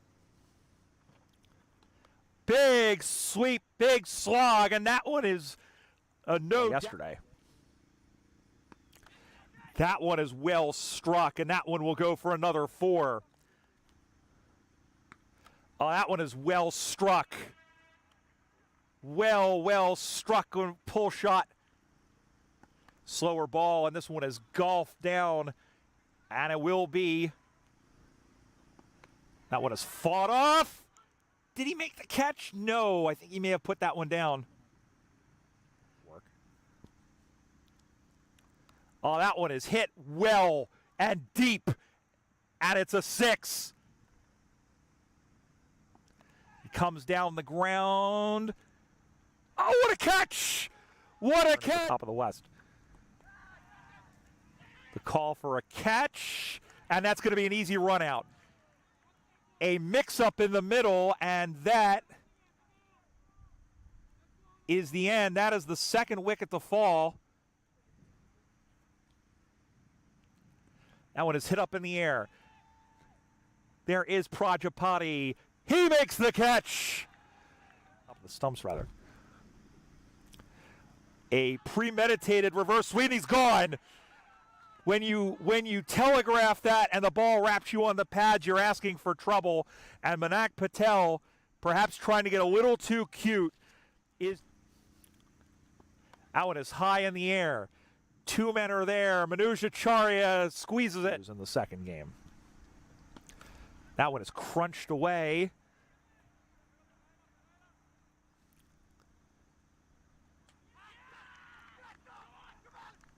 A loud appeal for leg before.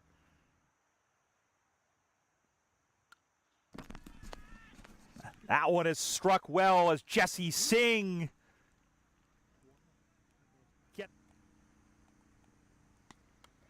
That one is hit in the air. There's a call for a catch, but none forthcoming, and that one too has gone all the way. Back to back. That one is high in the air.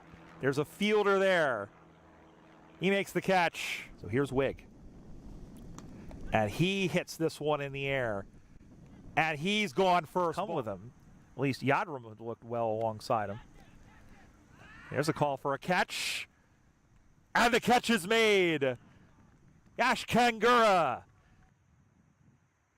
You're watching the Sunoco Minor League Cricket Championship, brought to you by our 2023 partners.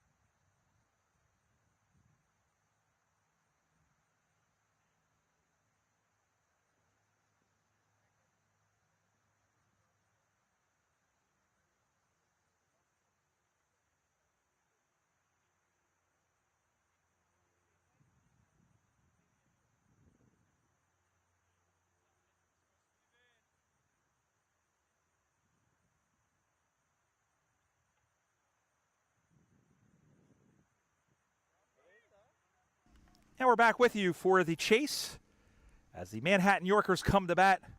The magic number 129. And the New Jersey Stallions will have up to 120 balls to keep them from reaching that target. And once again, if the Stallions win, they will clinch a spot in the wild card where they'll take on the New England Eagles next week. If they lose, then their fate will be in the hands of the second game of our doubleheader, which will be in about 2 hours' time, with the New Jersey Somerset Cavaliers taking on the Philadelphians.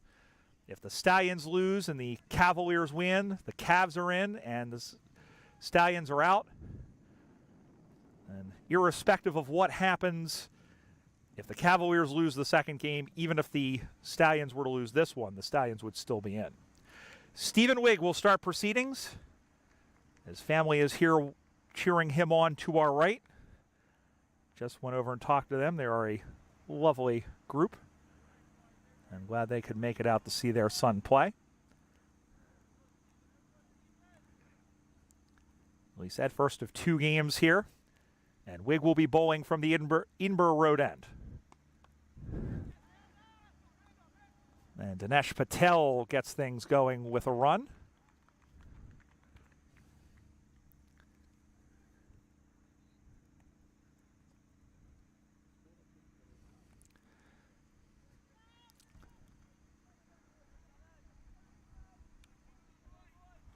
So 1 without loss.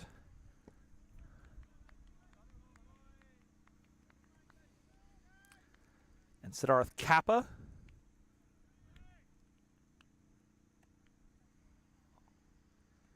now on strike.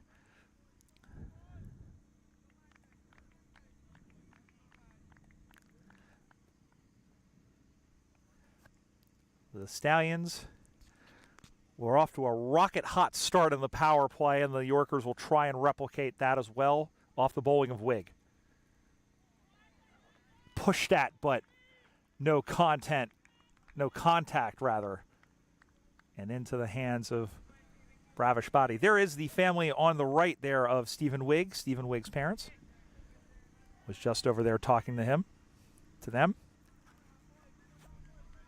And they were confirming one thing that has been clear about everybody in minor league cricket, and that they have been putting their heart and soul into the match, into every match they play, and into this entire season. As Wigg comes once again steaming in over the wicket. Fought off by Siddharth Kappa.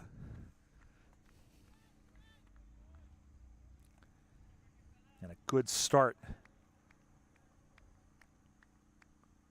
for Wigg and the Stallions.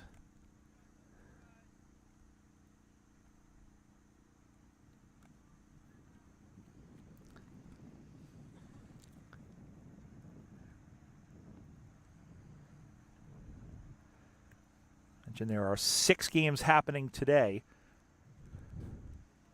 1 tomorrow. That one kept low. Good job. Great bowling by Stephen Wigg here in the early going in his first.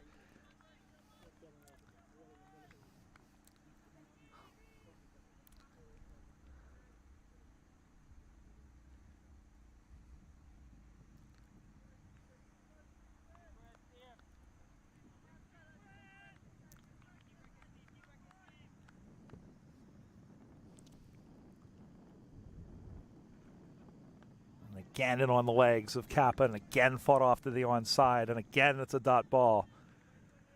Good stuff.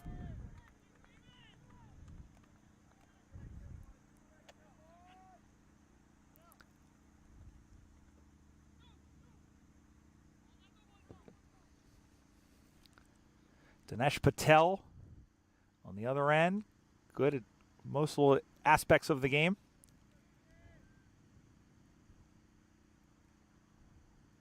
Final ball of this Wigg over. Kappa crouched down and turns out one to the onside, but right into the fielders. And a great over to start for Stephen Wigg, giving up just the 1. At the end of the first over, chasing 129, Manhattan Yorkers 1 without loss.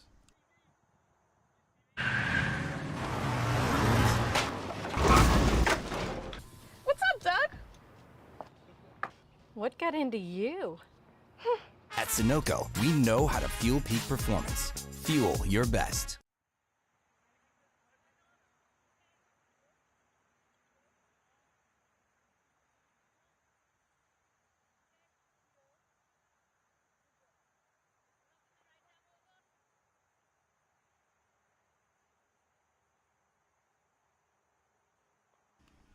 So Jesse Singh, part of this double-pronged opening attack. Two very good bowlers. We mentioned Wig, who didn't take a wicket yesterday against the Philadelphians, but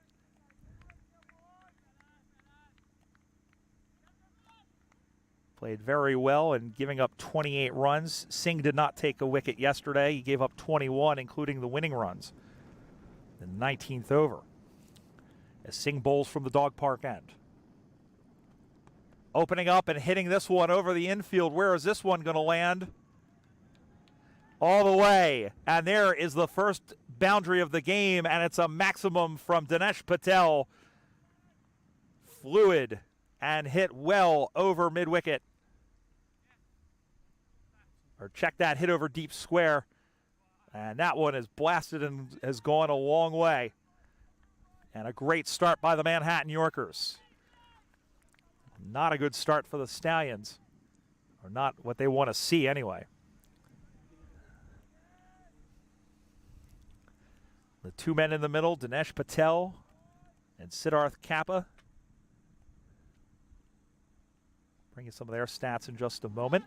That one was fought off, but that one goes very fine, and that's going to run all the way for 4 byes. And that one has gotten away. And that one got away from Jesse Singh a little bit. And all of a sudden, he has now given up 10 runs in this over. So 4 byes, and Singh, who has been relied upon, has been expensive as this one is driven back through the box. Another run to the total. So Dinesh Patel goes to 8, and that'll bring Siddharth Kappa back up, looking for his first runs. Dinesh Patel so far this season, playing both seasons with the Manhattan Yorkers, 70 runs, a high of just 16. And that, he has 3 sixes this season. See, the four-legged fans are off as well. We mentioned there was a dog park behind us. Well, there's a lot of four-legged partakers of that. Pushed forward at that one that skipped by and into the gloves. And a dot ball, and a welcome dot ball for Jesse Singh. Siddharth Kappa. This just his second match of the season. Got 9 in his first.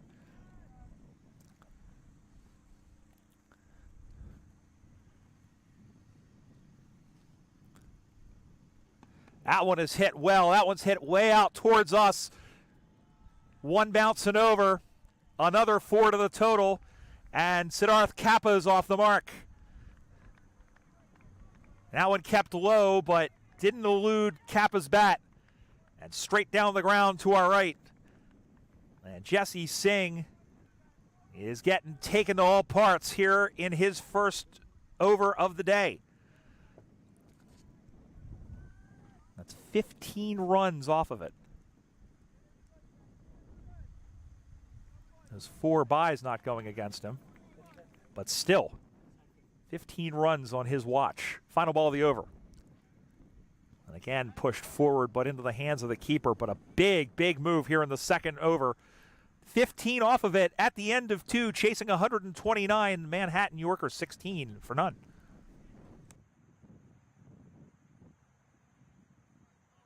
आ गया है Lakshmi basmati rice को घर लाने का। Lakshmi extra long basmati rice. इसका हर दाना हो इतना लंबा, पकते हुए महके और प्लेट पे क्या खूब खिले। हाँ, मेरे घर लाने का।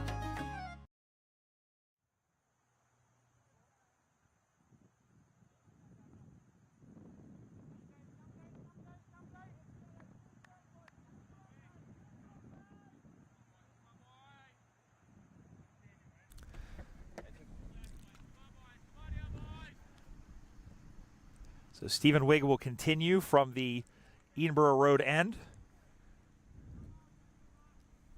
And Wigg, all 3 seasons with the men in red and purple, 47 wickets in 36 matches, has taken 11 so far this season, and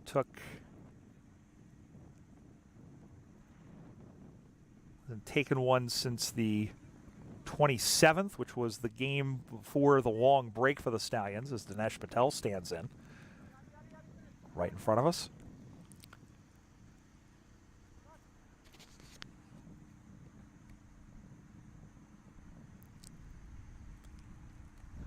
And Wigg will continue. In on the pads, big shout. But no dice. That was a good ball from Stephen Wigg. Good ball. Stayed in on the pads. And Dinesh Patel not able to do anything with it. There's Liam Plunkett from the Philadelphians. His team, well, they know they know their fate has already been sealed, but in a good way, having clinched the Eastern Division yesterday with a victory over the Stallions. Their first playoff berth, their first division championship. Oh, good ball. Another good ball by Stephen Wigg, and Dinesh Patel flashed at that one, but it sailed over. So the Philadelphians, one of 4 teams in minor league cricket, that know that they will be playing in the Super 8s phase. Now, we did get clarification. It'll be the 2 division winners in each conference and the 2 wild cards that will be grouped together according to conference in a round-robin format. So it'll be 8 teams in 2 groups of 2 according to conference. And they'll play a round-robin, the winners of each group going to the final. That one was awfully high. And that is a warning to Stephen Wigg on height. Although that was a bouncer. That legitimately was short and hopped up before it got to Dinesh Patel. So yeah, so 4 teams, 2 teams from each division will make it to the Super 8s. They'll play a 3-game round robin. The winners of each of the conferences will go to the championship. That's Sunday, October 1st at Grand Prairie. Another appeal and another shake of the head. When Stephen Wigg, again, making good use of this and as a good counterbalance to Jesse Singh's 15 in the second over. And you see Bravish Shetty, 27 runs as part of that 74-run opening partnership that got the Stallions off to a flying start before the Yorkers clamped down to take all 10 wickets. That one goes behind and given as a wide. No wood caught by Dinesh Patel there, and so Wigg gives up his second run. And that is the first wide surrendered.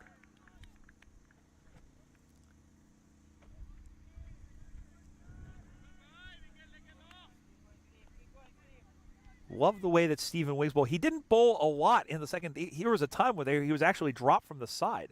The Stallions, it's very much a what have you done for me lately? And that's really the thing, is that you have to earn your way in. And it's gotten them some good success, as that one just eludes Wigg. There was a lot of yes, no, and an errant throw, which was backed up nicely, prevents any further damage. It's Stephen Wigg doing a good job to get a paw onto it.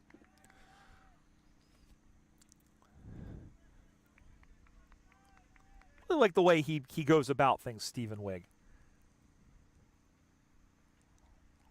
A very straightforward, Very efficient in how he bowls. A good classic pace bowler.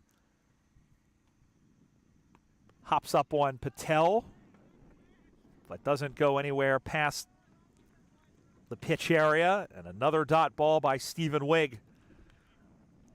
A run given up on the first ball of his first over, a wide, and that has been it so far.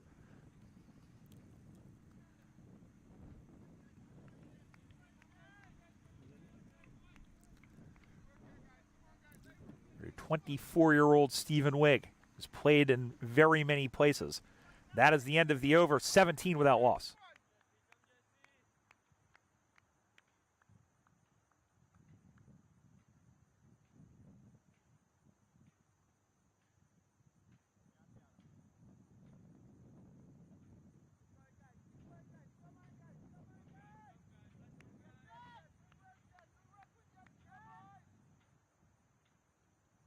Jesse Singh continuing from the dog park end. Chopped down into the pitch, no run.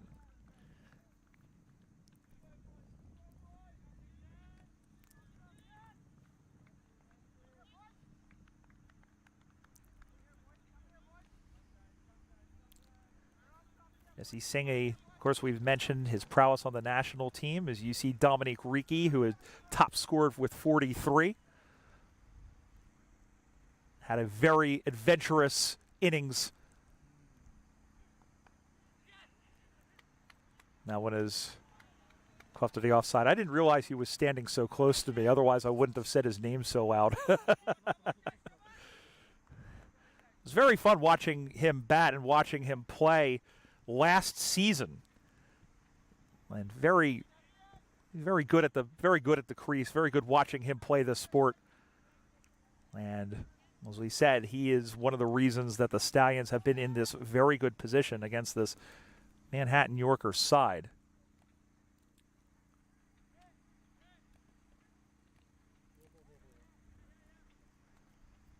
You see Jesse Singh ready to continue his third ball of the over. On the pads, that may have been a little bit too leggy. A good stop and no run. Better over so far by Jesse Singh.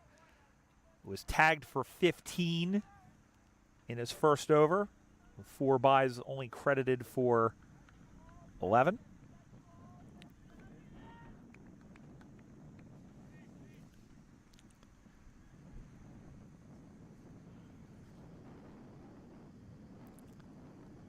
Told him! And Jesse Singh makes the breakthrough. That thing kept low and slow like a good pot of chili, and it cartwheels middle stump. And Dinesh Patel is on his way. And a key early wicket right through the gate. And Jesse Singh has his man. And the Manhattan Yorkers are 18 for 1. And Dinesh Patel just cannot figure out a way to put up a big number this season.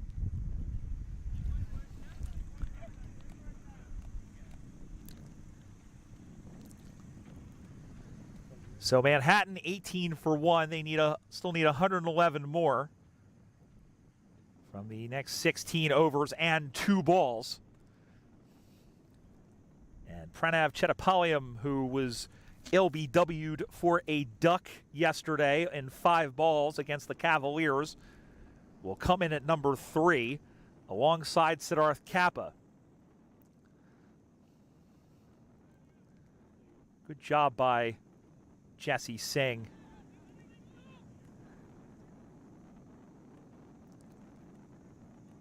And for Singh, that is his 9th wicket of this campaign and 37th overall in minor league cricket. Well, I missed the bowl out in the last innings. There was no doubt about that one. And that perhaps will atone for his expensive over a little bit to take out one of the openers. And boy, he would love to get one more in these next two balls.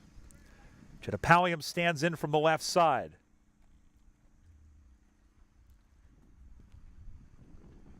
Pushed.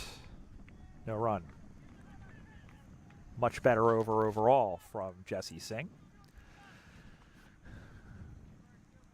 New Jersey Stallions, as we mentioned, trying to make it back to the postseason. Would love to make it back to Dallas. As you see, Stephen Wigg, who has played a very good hand in the first two overs, giving the ball back to his captain, and Jesse Singh will finish this one out. In on the hands, and perhaps some sore fingers there for Chittapallium. Singh gives up just one run, and he takes the wicket of Dinesh Patel. At the end of 4, the Yorkers are 18 for 1.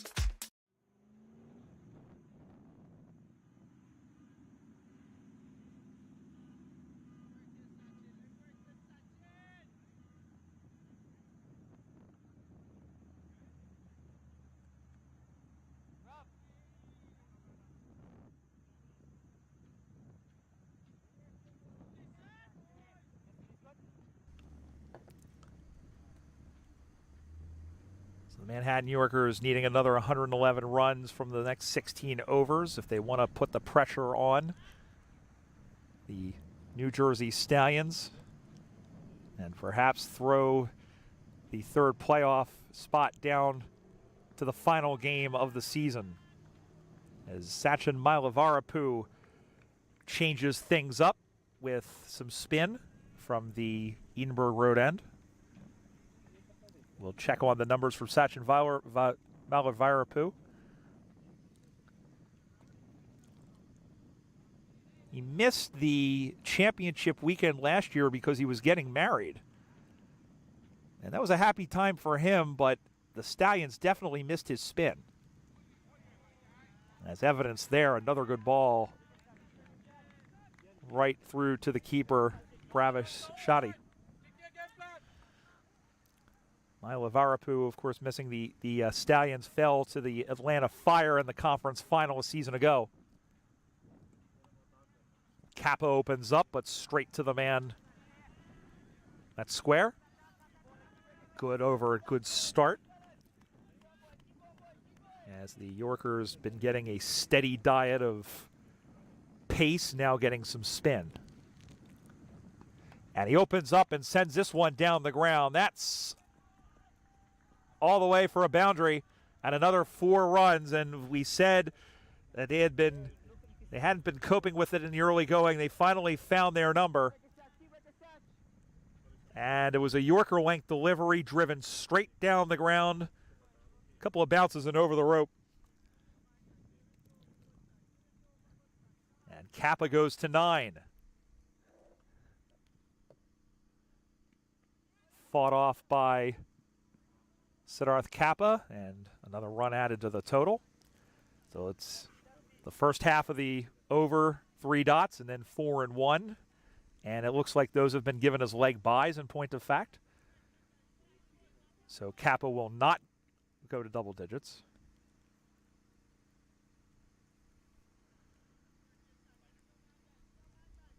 And Chittapallium,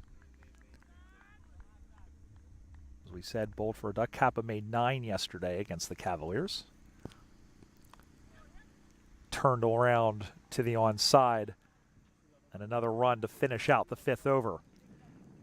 105 needed off the remaining 15 overs. The Manhattan Yorkers, after 5 of play, are 24 for 1. Whoever you are, on the field, the dream is what drives us. Gear up for your dreams. Shop now at dreamcricketstore.com.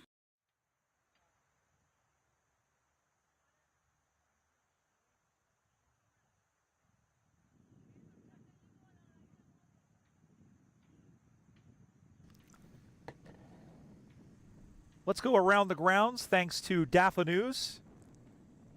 In case you're just joining us, the New England Eagles have won both of their matches this weekend over the Empire State Titans due to a forfeit on the Titans' part. And that has forced us into the situation that the Eagles have now clinched a spot in the final, in the wild card playoff. And they'll play either the Stallions or the New Jersey Somerset Cavaliers.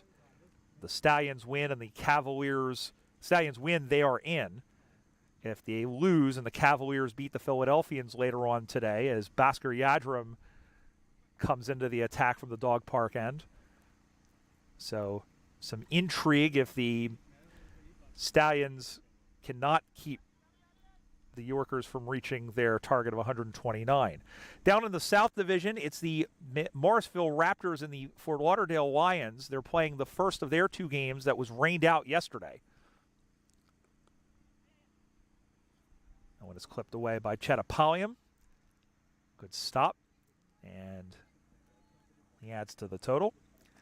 The game yesterday was rained out. The Raptors, so they are going to play both of them today. Initially, it looked like it was abandoned, but they are going to give the two teams the chance to play that out. And it is very important because the Raptors need to win both games to make the final, to make the wild card. If they do, they'll play the Atlanta Fire.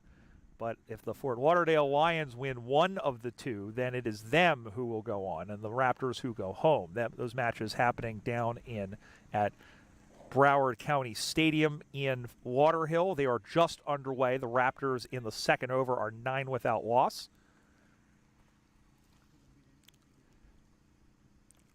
That one kept low and wide. Umpire Ivy Mahabir standing pat.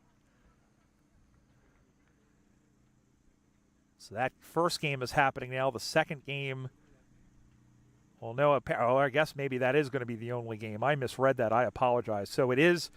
It does look like that second. Well, we'll double check. I think that first game has officially been abandoned.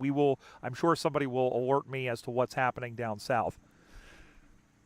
But if that first game from yesterday is not being made up, then the Lions are advancing and they will play against the Atlanta Fire in the wild card round for the South. Square cut. And Kappa wanted a run. Chetapalium, and in fact, I think they may have gotten him, and they have. So a mix-up there, and they have thrown that wicket away as Kappa came all the way down the wicket, and a great bead in there to pick him off. And Kappa, perhaps senselessly, has to go. It was a misfield, and they were trying to take advantage of it, but Kappa was pretty much on his way back to New York. And he wandered too far away, and the strike was there. And the Manhattan Yorkers have lost their second wicket. They're 25 for 2.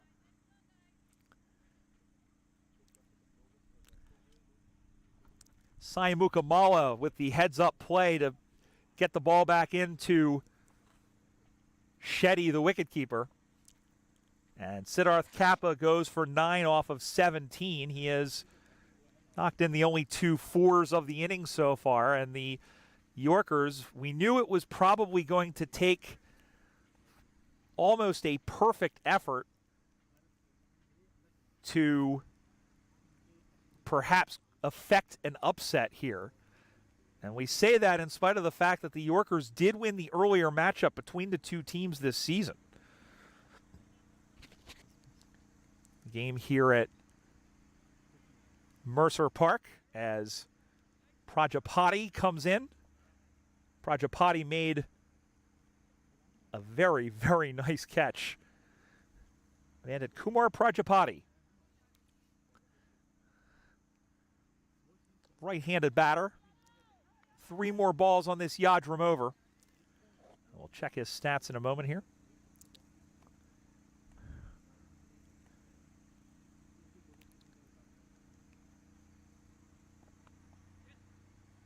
And he will get off the mark quickly. So another run to the total, 26 for 2. And that'll bring Chetapalium back. Prajapati, his 7th game of the season, 13th overall in minor league cricket, top scored with 69 last year. And in fact, 2 out of his first 3 were above 60. 69, 35, 66 in his first 3 appearances last season for the New Jersey Somerset Cavaliers.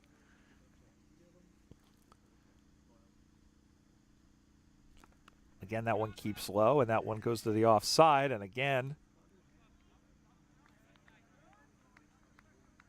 Chettapalliam not 100% sure in terms of what to do.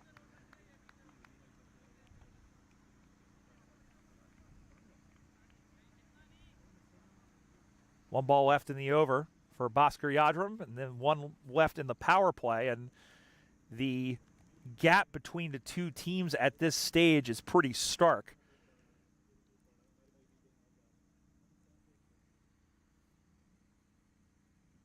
That one is laced behind square, and there is a boundary, and they needed that one. Chettapalliam ends it with a 4. And so at the end of the power play, the Stallions were 49 without loss. They are 19 behind are the Yorkers at this stage, and that one was a nice inside-out shot to end the power play. And at the end of said power play, at the end of 6, Manhattan are 30 for 2.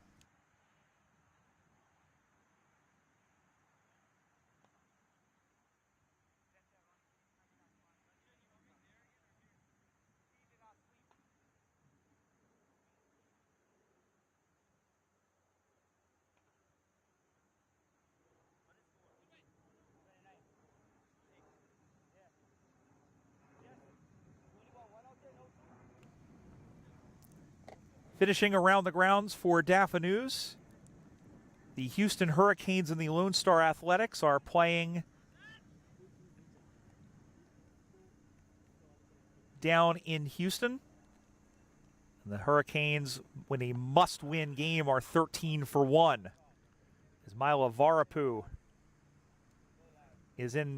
continues and gets a dot ball off of Prajapati. So 13 for 1, Houston against Lone Star. Again, if Lone Star wins, they are in good shape, and Houston is out.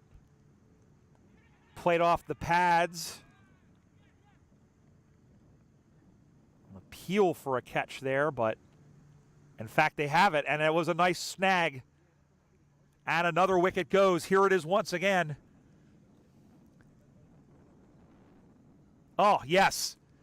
And a nice catch right there on a line, and another wicket has fallen, and the Manhattan Yorkers are collapsing in a hurry. And that is the end of Prajapati. Nice catch by Vajala. And the Yorkers are 30 for 3. That one was a feather soft ball. And Prajapati didn't get a whole lot on it, but it was just enough to travel to the man at mid-wicket. So Mila Varapu strikes for the first time.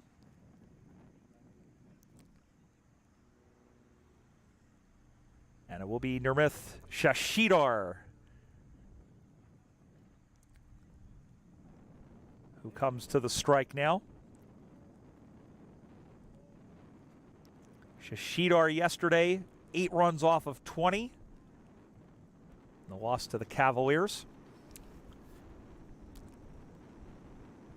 We'll fill you in a moment on what's happening out west. Well, in the Western Division, the Seattle Thunderbolts and the Golden State Grizzlies. The Thunderbolts after 3 or 14 without loss. If the Grizzlies win, they clinch outright. And would play the Silicon Valley Strikers in the wild card, looking to join the East Bay Blazers in Texas. Oh, flailed out by Shashidar. And Mila check that.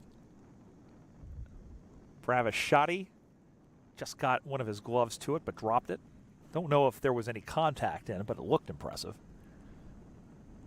And once again, ball sails past some good bowling by Milo Varapu. It was yet to allow a run, but has taken that wicket.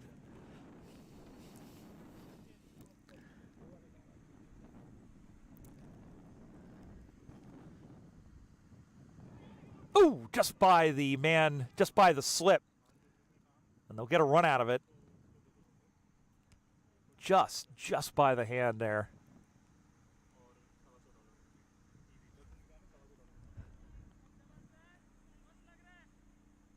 Deron Davis was there. He'd come over.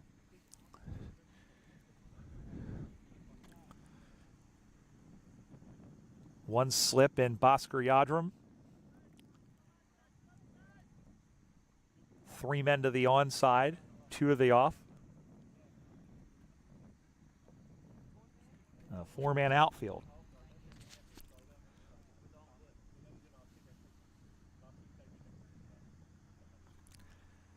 Chittapalliam stands back in from the left side. Cut away, but right to a fielder. Good stop. Milo Varapu takes a wicket. The one of Prajapati gives up 1 run in the process. After 7, the Manhattan Yorkers are wobbly at 31 for 3. Took that last corner pretty quick. Sir, I need 1 hand on the roof, 1 hand on the pump. Timeout for Sunoco Go Rewards. Keep pumping. With new Sunoco Go rewards, when you fuel, you save because rewards come first.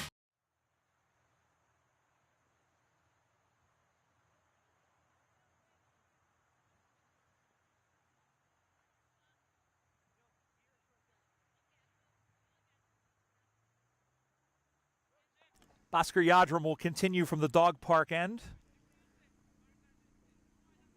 giving up 6 runs in his first over. The Stallions, again, just reiterating, a win would put them into a wild card playoff next week against the New England Eagles.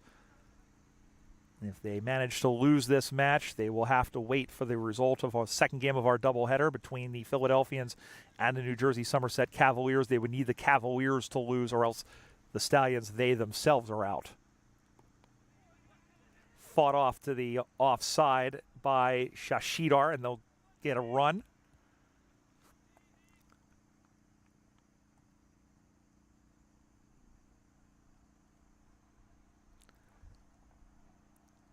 Bhaskar Yadram, as we said, he's bounced around from all 3 teams. We mentioned all 3, 3 of the 4 New York/New Jersey teams. Played for Manhattan Yorkers, played for the Empire State Titans. As we said, he won the game, this matchup in 2021, playing for the Yorkers. The Stallions looking for their 2nd win in this, their 6th matchup. In on the pads, and that was hit in a region that, you don't want to get hit in, as Chittapalliam is perhaps holding about 6 ounces of Aunt Millie's peanut butter. Yep. I felt that here. So, there'll be a little bit of a delay as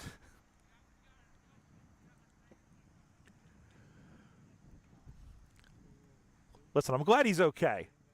I'm trying my best not to blow an eardrum here, but Chittapalliam looks like he's okay. Perhaps Shashidar started the run, and Chittapalliam was like, "You're dreaming, mate. I've got bigger worries at the moment." But he stands in and will continue.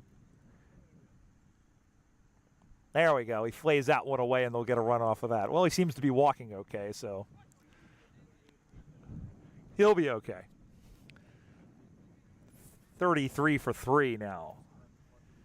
midway through this 8th over. Brian Barish, by the way, is my name. Glad to have your company no matter where you're joining us here on the MLC Network, and glad that hope that you'll settle in and watch this one again. An intriguing finish in store with a very important carrot. As we said, the New England Eagles have clinched a spot in the wild card round. They'll play either the Stallions or the Cavaliers next week for a chance to join the Philadelphians as part of the Super 8s. Big swing. No contact by Shashidar.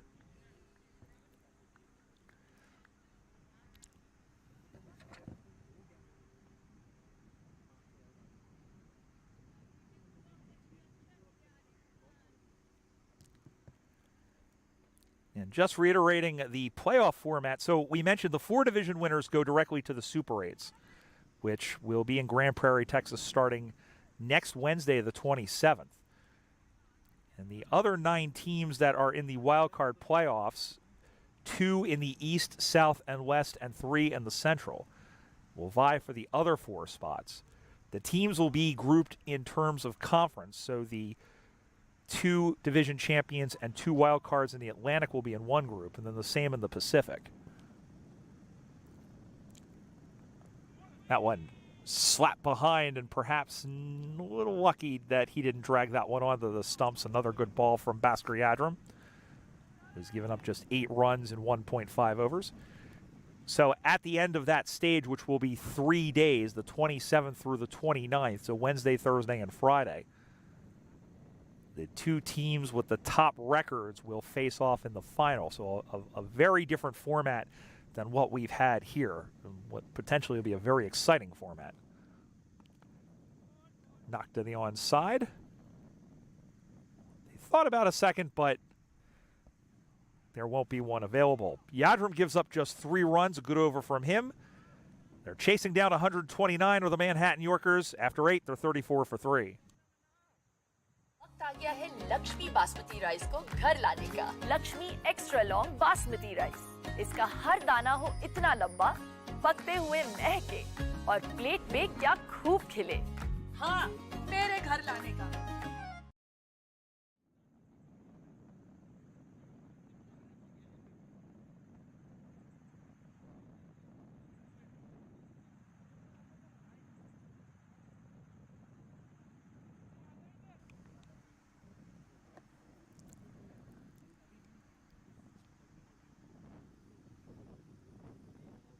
Sachimila Varapu will continue from the Edinburgh Road end. Edinburgh Road end. That one is hit in the air, straight down the ground, and nobody will catch up to that one. That is a maximum off the bat of Chetapaliam.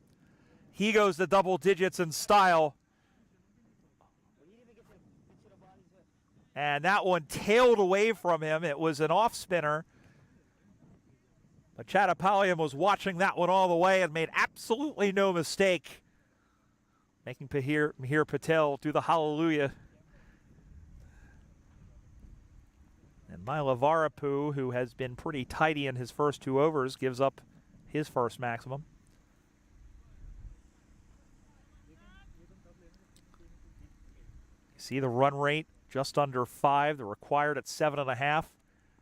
That will help those 2 numbers become a little bit closer together, as Shashidar thought about it momentarily, but decided against it. And the 2 teams just where they were, complete night and day. And at the end of this over, New Jersey was 68 without loss. So they're 18 runs behind where their opponents are. This one's hit high in the air. This is a chance for a catch. Coming in and making the catch and avoiding knocking over the wickets, or at least tripping over them in the process. And another one is down. And Mila Varapu has his second wicket of the day. And Shashidar, after blasting that 6, goes 2 balls later for 9 off of 10. And the Yorkers are 40 for 4. And he got under that one way, way too much. And a nice catch made. And that is the end of Shashidar. They are 40 for 4.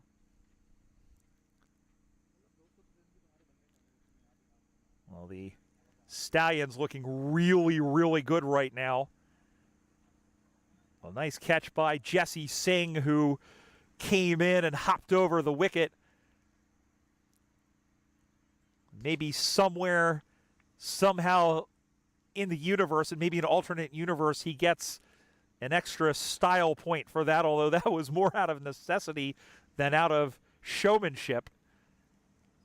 But when you've got 3 giant pieces of wood sticking out of the ground right where you need to be, he did very well to avoid going proverbially A over T in the process. And now it's Yash Kangura who will come up. And Kangura yesterday bowled by Kareem Agor for just 2 runs on his 5th ball. Mailavarapu, 2 for 12 in 2.5 overs, showing how important he is to this New Jersey attack. And more importantly, that is a dot ball, and the equation is becoming more and more strenuous, and the ability is becoming a little bit more thin here. Good ball again by Mailavarapu, who has recovered from that opening 6 to take the wicket 2 balls later.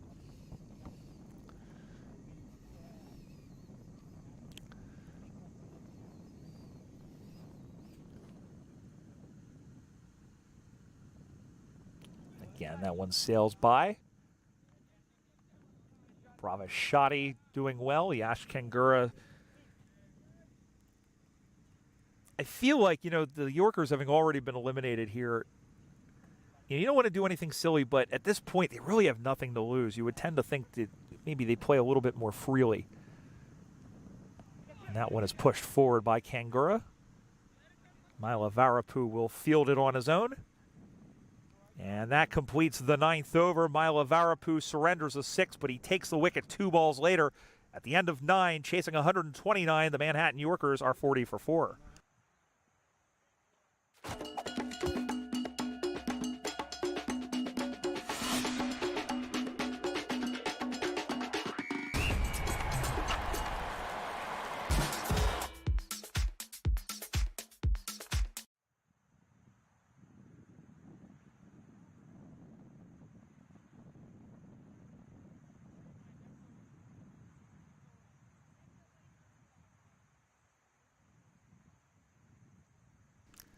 The Minor League Cricket Championship game is coming to Grand Prairie Stadium on Sunday, October 1st. Check out the best in the league as they fight for a national championship at one of the newest and best venues for the sport of cricket in the USA. Tickets start at just $5, and there are premium packages available. For more information, go to minorleaguecricket.com or check us out on social media, on Twitter at MIL Cricket, and everywhere else at MILC USA. So another change of bowling from the dog park end. And this will be Vijala, who will come in for the first time. Arjun Vijala, pace bowler. And Chettapalliam will be the first to face him. Chip back over the air, catches the call, but it lands safely. And Dominic Ricci fields with no further dramas, and Chettapalliam gets a run, 41 for 4. 88 required off the final 65 balls. Required rate is just over 8, and the Manhattan Yorkers, who really, I think, We'll check at what their scores are. They've struggled at times to put up runs even in the chase.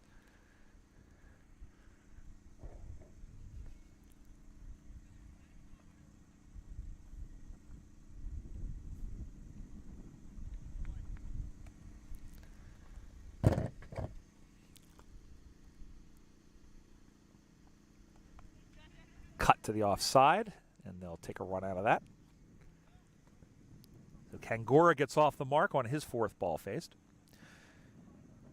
Let's see, the Manhattan Yorkers.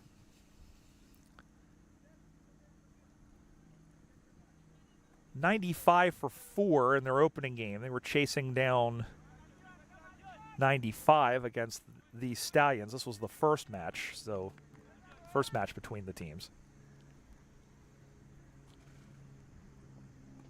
Again, cut to the offside, this time by Chattapalliam. And another run.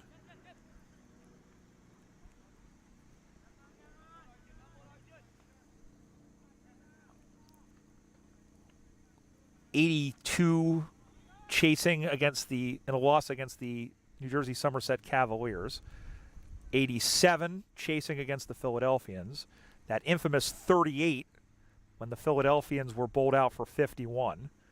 111 against the Empire State Titans. That was on September 1st. 65 in 17.2 overs. And a no-no, yes, it did just get by the fielder out there, Jesse Singh. Another run to the total, so 4 ones. A double Richie special, 44 for 4 with 2 balls left in the first half. The Yorkers bowled out for 74 against the Titans in the return match on September 11th.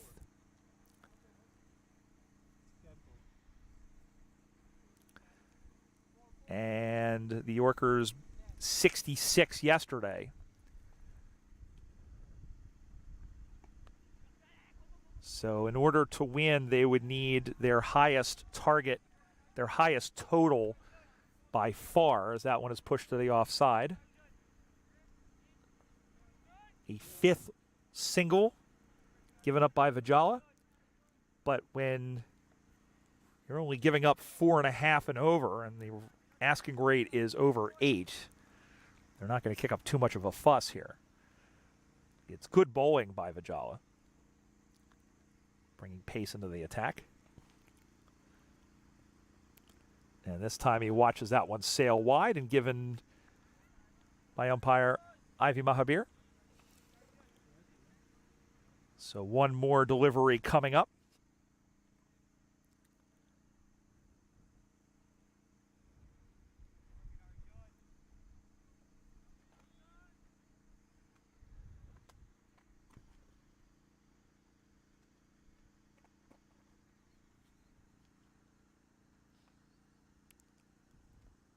Oh, big swing, and that one again kept low, and that is what this Mercer County pitch will do. This Mercer Park pitch will do.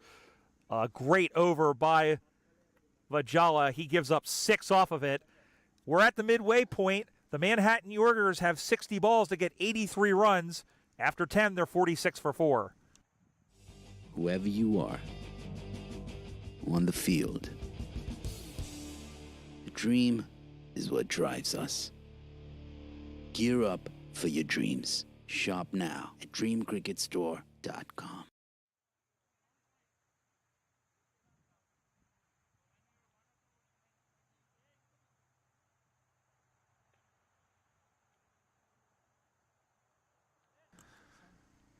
A reminder, of course, that we have one more game today to finish off the Eastern Division schedule as the New Jersey Somerset Cavaliers take on the Philadelphians. The scheduled start time is 2:15 Eastern time, which is in about a little more than an hour from now. But that is subject to change based on what time this game ends. It might be a little bit later, but we hope you'll come back and stick around. I'll be bringing you that one as well. That one gets by. Might have gotten a tickle on that one as Mailavarapu comes in for his 4th and final bowling over. And Chattapalliam, beg your pardon, did get a thin edge to that. And in fact, no, he didn't. It went off his leg. So just like 85% of my life, I was wrong. And Kangora comes back to strike. Mailavarapu has given up 12 runs, but he has taken 2 wickets. Prajapati and Shashidhar of 2 really good catches, one by Vajala and one by Jesse Singh. Singh, when he made his catch, he had to fight the sun and the stumps because he basically came all the way over from his position to make that catch. Driven back down the ground, and Kangura will get a run here. So 81 now required off of 58. And the required run rate still creeping up. And always, I'm relatively new to this. I've been watching cricket for 20 years, and I maybe not as analytical as some. Cut to the offside, but not by the cordon.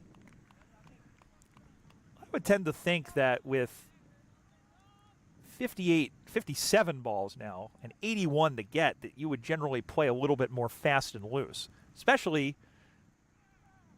a last place team as that one hit the bat and then hit the person of Chetapaliam.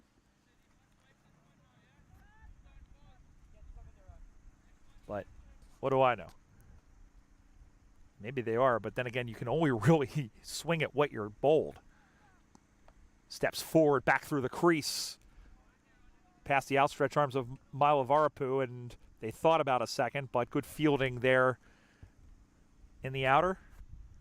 And another run through the Chetapaliam, who goes to 11 off of 16. All the same, Mailavarapu is bowling pretty tidily, at least in terms of what is required to finish things off and send the New Jersey Stallions back to the playoffs and into the wild card round.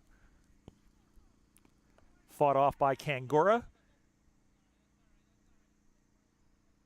Through the men at mid-wicket. And that brings up the 50 right on the stroke of the 11th over. Needing 79 from 54 after 11, the Manhattan Yorkers are 50 for 4.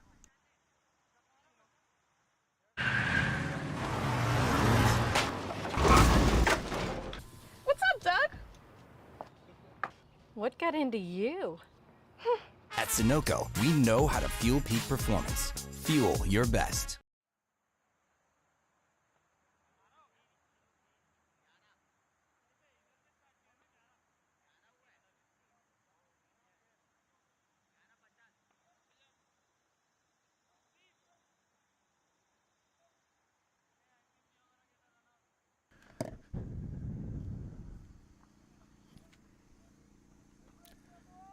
Arjun Vajala will continue after giving up 6 in his first over. So it took 66 balls for the Yorkers to reach their 50. And in comparison, it took 2 balls of the 7th over for the Stallions to reach the same milestone, and that was with Shadi and Riki, the opening partnership, who would go on to put 74 before Riki would depart. And that perhaps is the tale of the two teams here.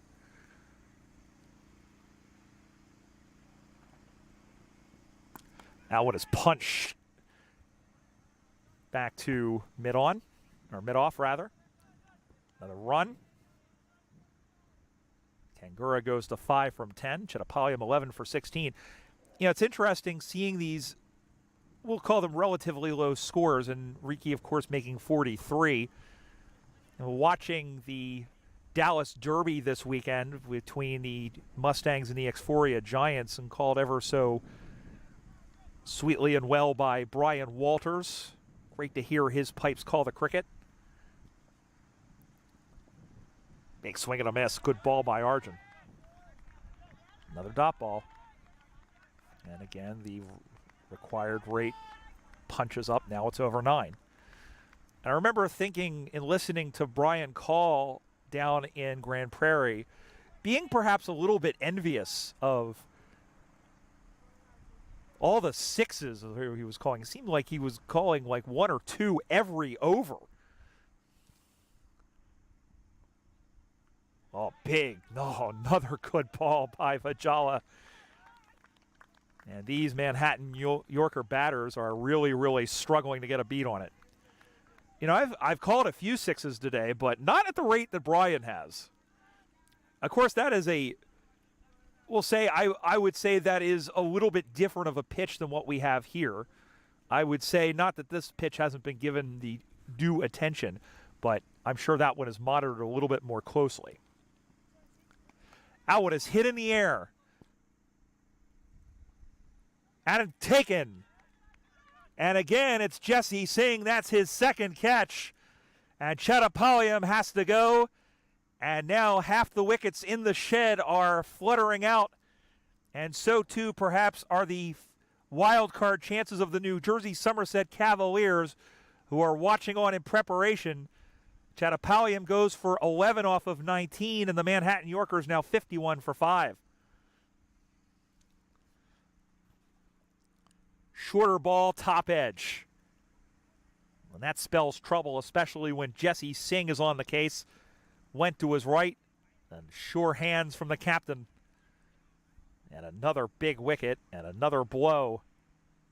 Not only to the Manhattan Yorkers, but to the Cavaliers, who are just starting, it appears, to show up to our right.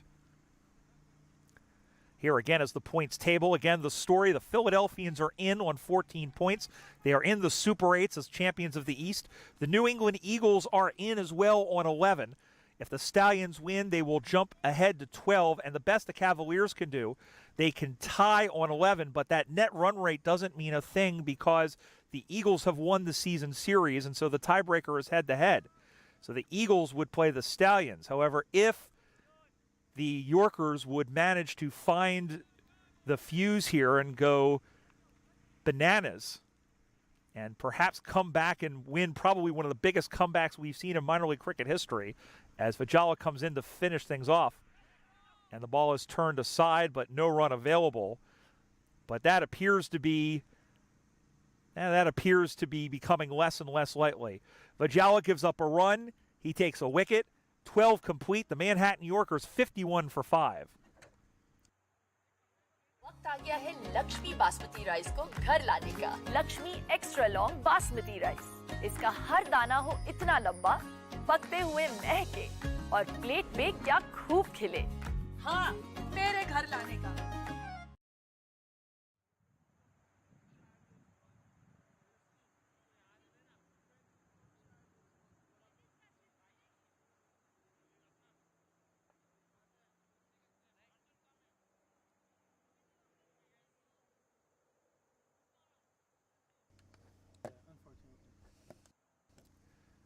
So 8 overs to go. That's 48 balls remaining, and the Manhattan Yorkers need to figure out how to get 78 runs off of it. And Sachin Mailavarapu will come in to finish off his afternoon. Mailavarapu.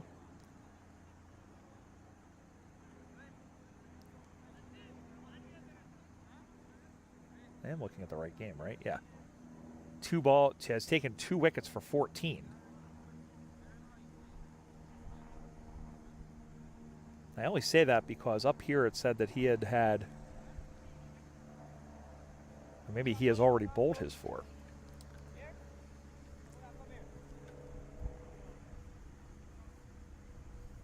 In fact, it isn't Mailavarapu. It looks like it's Deron Davis. It is, in fact, Deron Davis. And the question is, did he bowl yesterday? And the answer to that is no. So this is the first time we are seeing Deron Davis with the ball this weekend.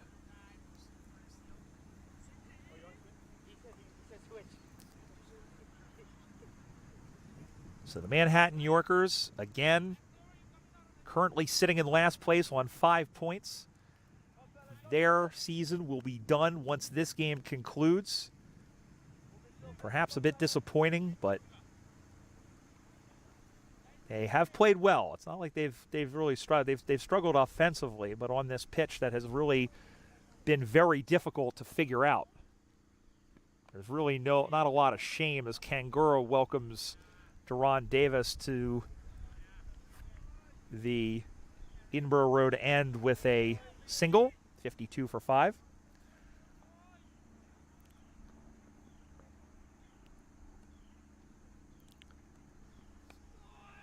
Off the knee, off the legs there. Mailavarapu is done, by the way. I spoke in error. He is 2 for 15. from his 4 overs. Now look at Deron Davis and what he's done bowling. He has taken 24 wickets in his 3 seasons, and that one goes right back to him. 7 wickets this year in his 7th appearance. Loopy ball, caught! Caught and bowled by Deron Davis. And another one bites the dust. Or, well, Manuja Charya is not moving, and I thought that was caught and bowled. I guess not. And initially, Deron Davis was acting like it was. So we're going to look at it one more time here. Let's see.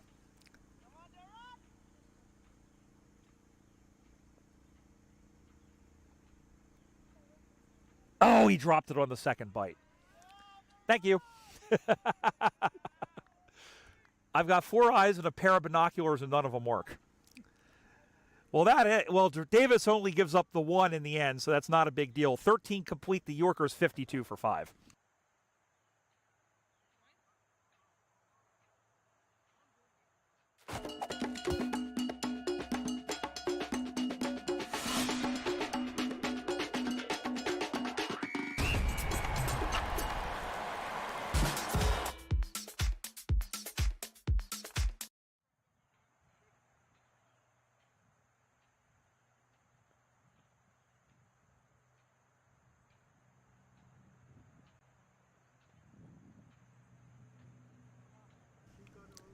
So 77 runs required off the final 7 overs. The required run rate, exactly 11. And the going rate so far for the Manhattan Yorkers has been 4 on the nose. And Vijala will come in to bowl his 3rd over, having taken 1 for 7. Good afternoon for him with the ball. And it's Kangora on one end, and Manuja Charya, who the captain, who has yet to get off the mark after facing 6. The Vijala will continue from the dog park end. Good cut onto the keeper.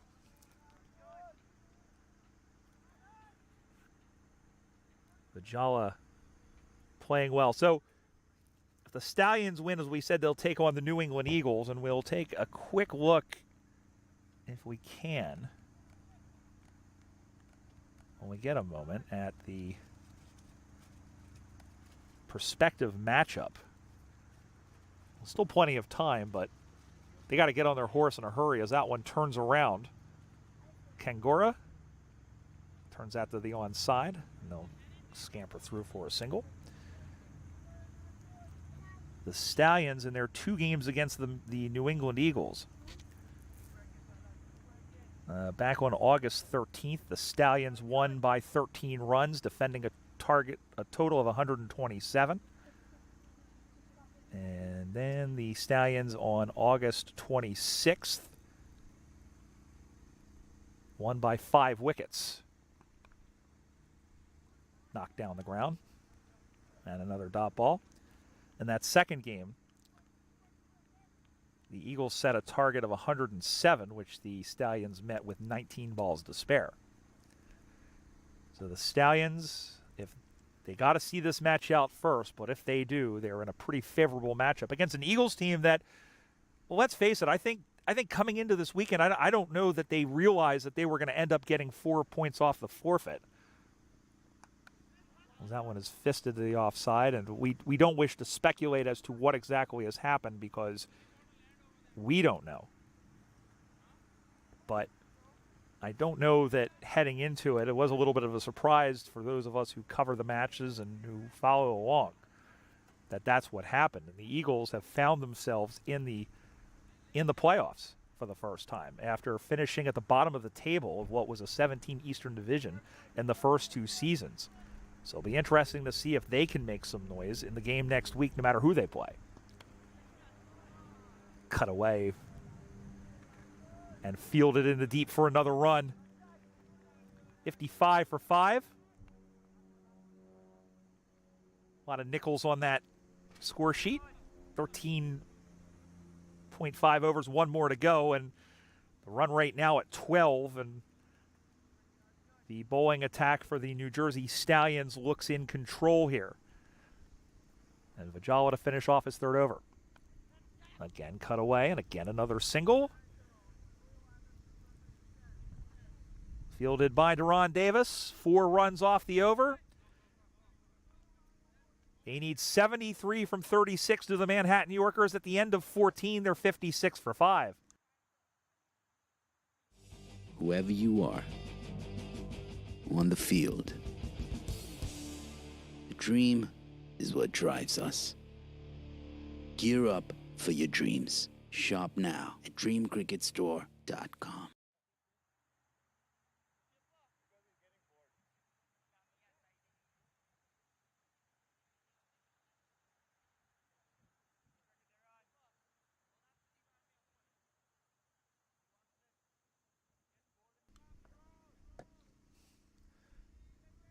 Taking a quick look again at some of the other action that's happening around minor league cricket, thanks to DAFA News.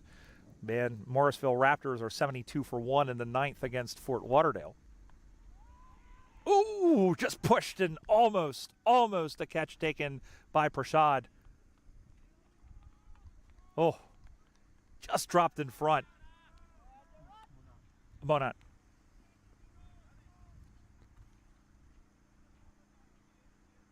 That's Monak Patel.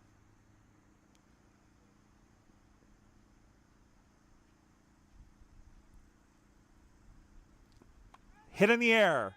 Who wants it? He's got it. And the man at long on takes the catch. And Manoj Acharya is the next victim. And Deron Davis has his first wicket. And he is bowling very well. And the Manhattan Yorkers now 56 for 6.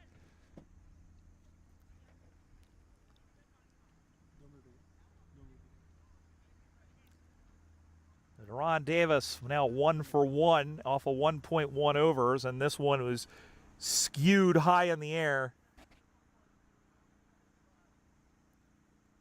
And a pretty simple catch taken.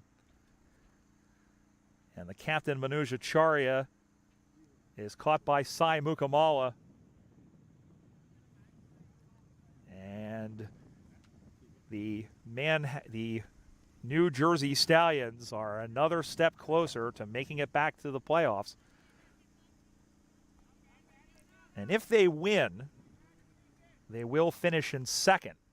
It'll be the Philadelphians first, New Jersey second, and then the New England Eagles third. And again, that's irrespective of what happens in the second game. The New Jersey Somerset Cavaliers taking on the Philadelphians. The teams arriving to our right. Again, the match is scheduled for, originally scheduled for 2:15. We're thinking probably no earlier than 2:30, but that will be decided by people who are way more important to this operation than yours truly. And Pawar, who took 3 wickets and affected a 4th on a runout, comes to the crease, with his team needing 73 off the final 34. And again, I would just throw the bat at everything that comes at you. And you know, if you end up holing out, or if you end up dragging it on, or you end up, you know, catching a top edge, and so be it. But play aggressive. This is it. This is your season. You really have nothing. You have nothing to lose, nothing to gain. This is it. Have fun with it. You know, there's still those 34 balls left. But if I'm Drav Pawar, if I'm Manoj Acharya, I'm telling his guys, look, just swing, just have fun. And perhaps that's a little bit more simplistic than what actually goes into the batting craft, and far be it from me to second guess what the guys out there are doing, but all the same, that's my thinking. Davis about to continue his left arm spin, inducing a wicket here in the 15th over. Pushed forward to the offside. And another dot ball by Deron Davis. The Manhattan Yorkers again, struggling with a large total. Hit in the air. This is a chance. And this is another wicket. And Pawar departs for a duck after 2. A second wicket by Deron Davis, and the Manhattan Yorkers are closing in. They're 56 for 7. And you know what? I like this shot from Pawar. Because I was just saying, just play. Just swing it. And, you know, if you get all of it, you get all of it. But if that happens, then, well, you know what? You've gone out fighting. And so Pawar caught again, this time by Sachin Mailavarapu. And so Davis now has 2 wickets for the loss of just 1 run, having bowled just 10 balls. And the New Jersey Stallions are creeping ever closer to a wild card berth.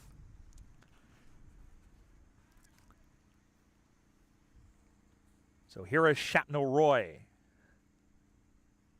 who will come in. He was not in the side yesterday against the Philadelphians. Or check that against the New Jersey Somerset Cavaliers. And Deron Davis has 2 wickets and 4 balls this over. My goodness. That went in on the pads, fought off to the far side. No run there. Also be interesting in this second game to see if there's a crowd. There's a group of fans that follow the Philadelphians around. They were here yesterday to see them win. It'll be interesting to see. And there is a dot ball, and that is the end of the over. How about this? A double wicket maiden for Deron Davis. He is 1 for 2 after 2. I'm sorry, it is the other way around. 2 for 1 after 2 overs. And things are getting dark and disparaging here for the Manhattan Yorkers. They need 73 off the final 30. They're 56 for 7.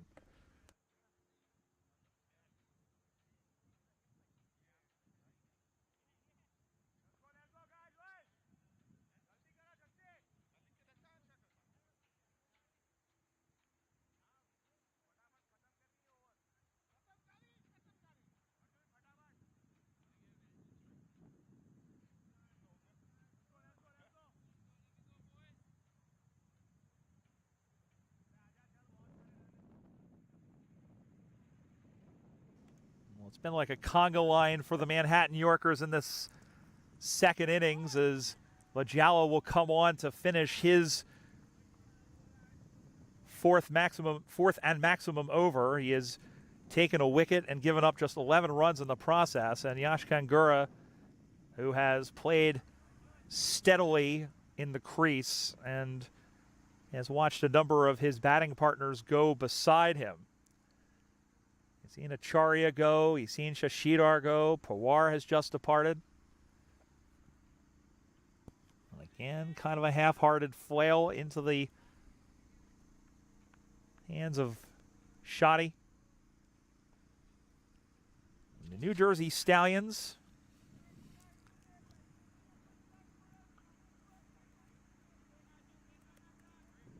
again, they were the division champions in 2021 and in 2022.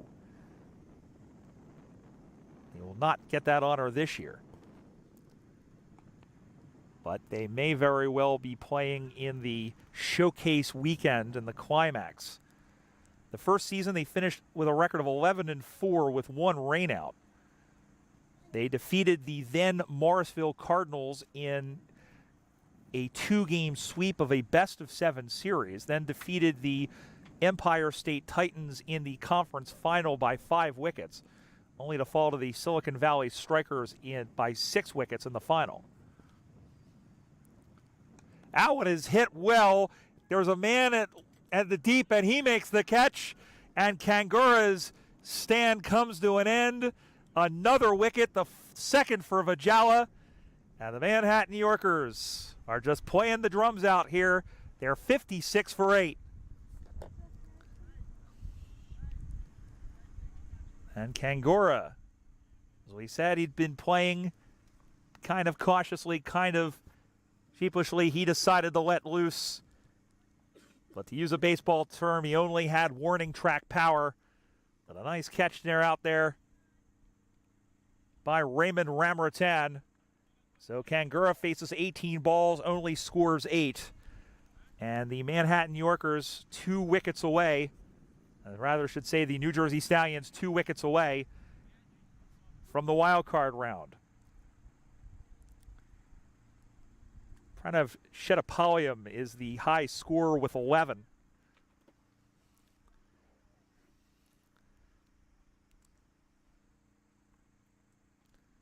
And it will be Nisarg Desai who comes in at number 10. And Desai, 1 not out yesterday, facing just 1 ball. It is possible he will face more than 1 ball. And if the Manhattan Yorkers had their druthers, he'll face a whole bunch. Desai to face Vajala with 2 balls to go in the 16th.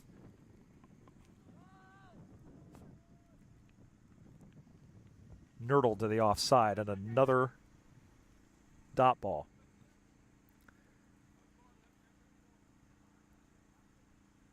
The Yorkers have lost 3 wickets in a row without scoring a run. Acharya went 56 for 6. Pawar went 56 for 7. Kangura went to make it 56 for 8. And Desai flays that one to the outside. There's a run. And in fact, they're going to take 2 out of this. And so Vajala won't get the wicket maiden. He does, however, get the wicket. And the Manhattan Yorkers have a lot to do. It's like a man in a sinking boat with all he has is a thimble. They need 71 off of 24. They're 58 for 8 with 4 to go.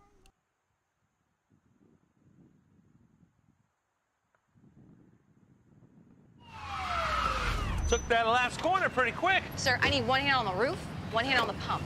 Timeout for Sunoco Go Rewards. Keep pumping. With new Sunoco Go rewards, when you fuel, you save because rewards come first.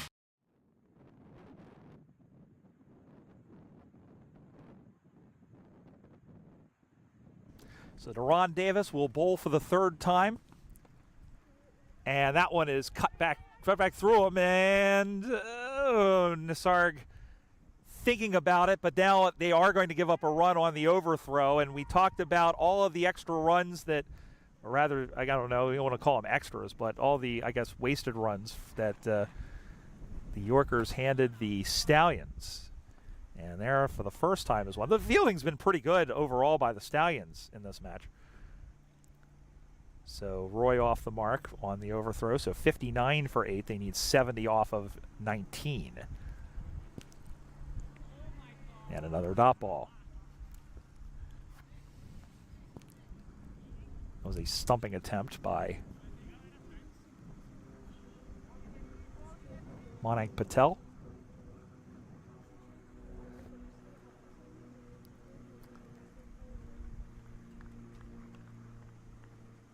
You see the run rate. Once that goes above 36, the game is, for all intents and purposes, over.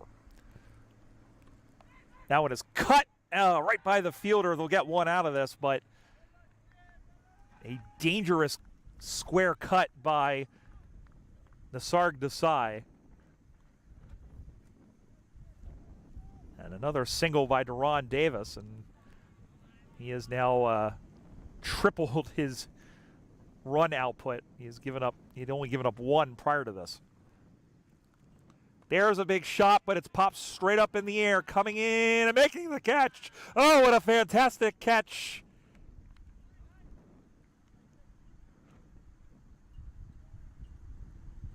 And that is it for Roy. And now there is just 1 wicket remaining between the New Jersey Stallions and the wild card round. And again, just got under it, but this is fine by me. Playing aggressively, and a nice catch coming all the way in. And Shapno Roy holds out to Sai Mukamala, who has made 2 fantastic catches in the outfield. And the Manhattan Yorkers The death bells are clanging for them. They're 60 for 9.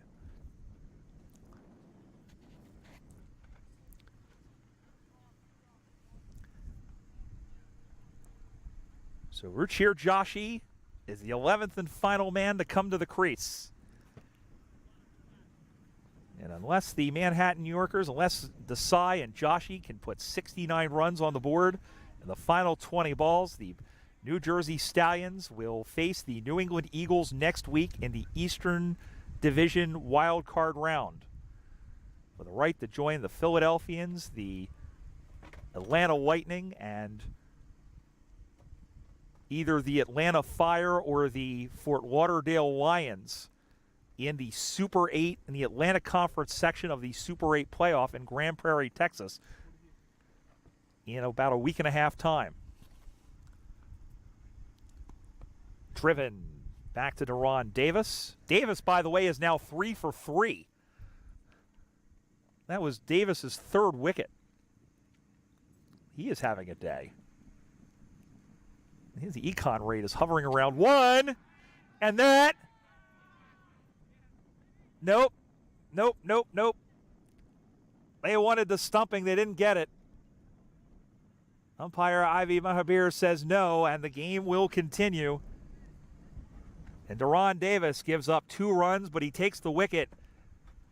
3 overs remaining. The Manhattan Yorkers need 69 runs, and they are themselves 60 for 9.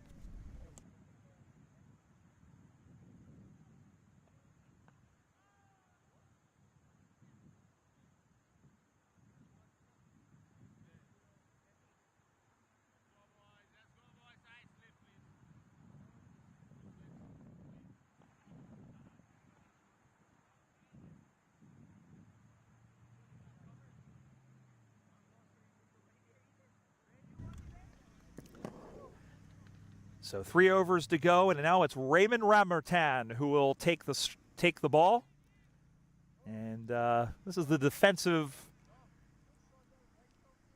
I guess this is the defensive equivalent of party time. And Ramertan, not that he hasn't bowled before, but we are seeing him for the first time. And that one is hit well and sweetly. That's the first really good shot we've seen in some time. And it is a 4 for Sarg Desai, and it might be too little too late, but that will at least get the heartbeat up a little bit. And a nice shot by him off the bowling of Ramertan. And it's the first 4. Oh, well, let's see when the last 4 was. Last boundary of any sort. We got to go back a ways. That one sails by, but another dot ball. The last 4, the last boundary of any site was in the 9th over off of Mila Varapu. And that one is hit almost all the way to the boundary. It will stop short. They took 1. They hesitated, but they'll take a second. And the Sarg Desai gets 6 runs in this over. That takes his total to 9. But 63 still required and 15 balls to get it in. Ramertan. Oh, they're called for a catch, but no. I think that may have hit the ground. It went off of Manik Patel and into the hands of, that's Darren Davis. That one slapped on the ground, but no run there. And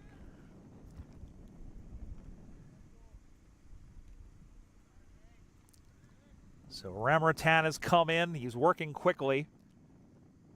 Stumping attempt, but no dice. 2 overs to go. The Stallions have this one in the bag, it seems. After 18, the Manhattan Yorkers 66 for 9. वक्त आ गया है Lakshmi basmati rice को घर लाने का। Lakshmi extra long basmati rice. इसका हर दाना हो इतना लंबा, पकते हुए महके और प्लेट पे क्या खूब खिले। हाँ, मेरे घर लाने का।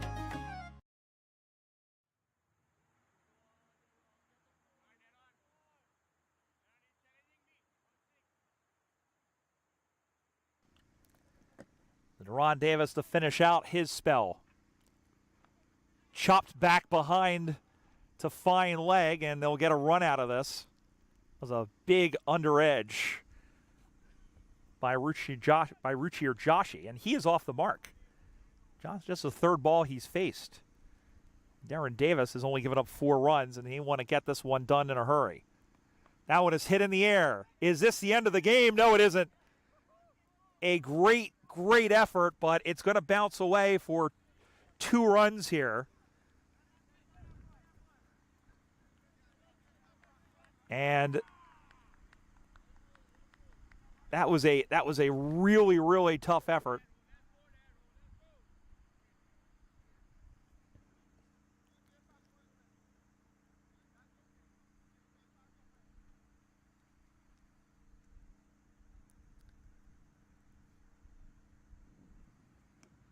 That one is hit in the air, but that one will be safe, and that one will race away to the boundary. And another 4. 4s are nice, but they need 6s. But Deron Davis, we'll see his numbers go up, but I don't know that he'll mind too much because his team is about to advance to the wild card round. But the Cy is now on the 15.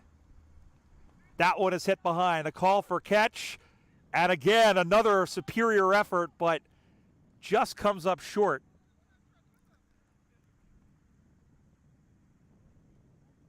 I'm not sure who that is. It says City, number 27 for the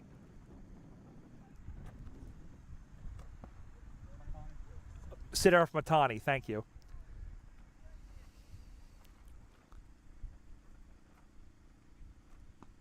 Back down the ground, and it skips by for another run. But the run rate, as you can see, the required run rate has eclipsed the 36 run mark, which means that unless whoever bowls in the last over forgets where the popping crease is, this one is done. It skips by the fielders behind. So the New Jersey Stallions are going to play in the wild card against the New England Evils. Just one more over to see off before they can start partying. And at the end of 19, the Manhattan Yorkers have given it a good effort, but they're 75 for 9.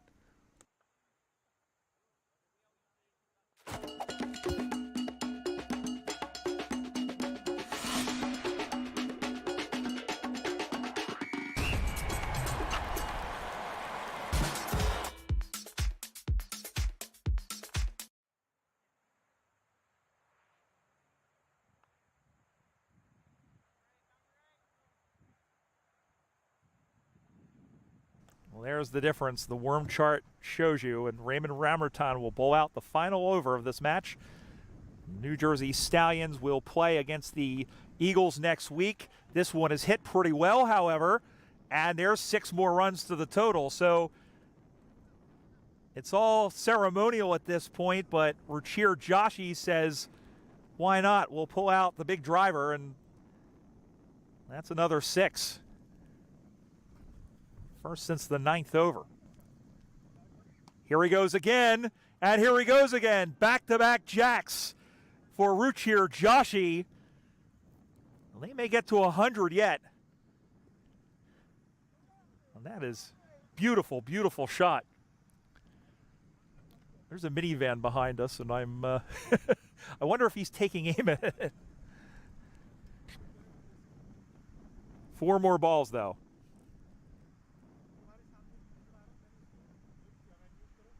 Big swing and a miss, and he was going for it. You knew that Ruchi Joshi was going for it. You knew it. You just had this. You just had the idea. And this is what I'd like to see. But again, it is going to be too little, too late. But here's another big swing. But this one stays on the ground. They'll get all of 1 run off of it. 2 balls remaining. Manhattan 88 for 9, the New Jersey side. So we don't know when and where yet. As we said, keep an eye on minorleaguecricket.com and all of the socials.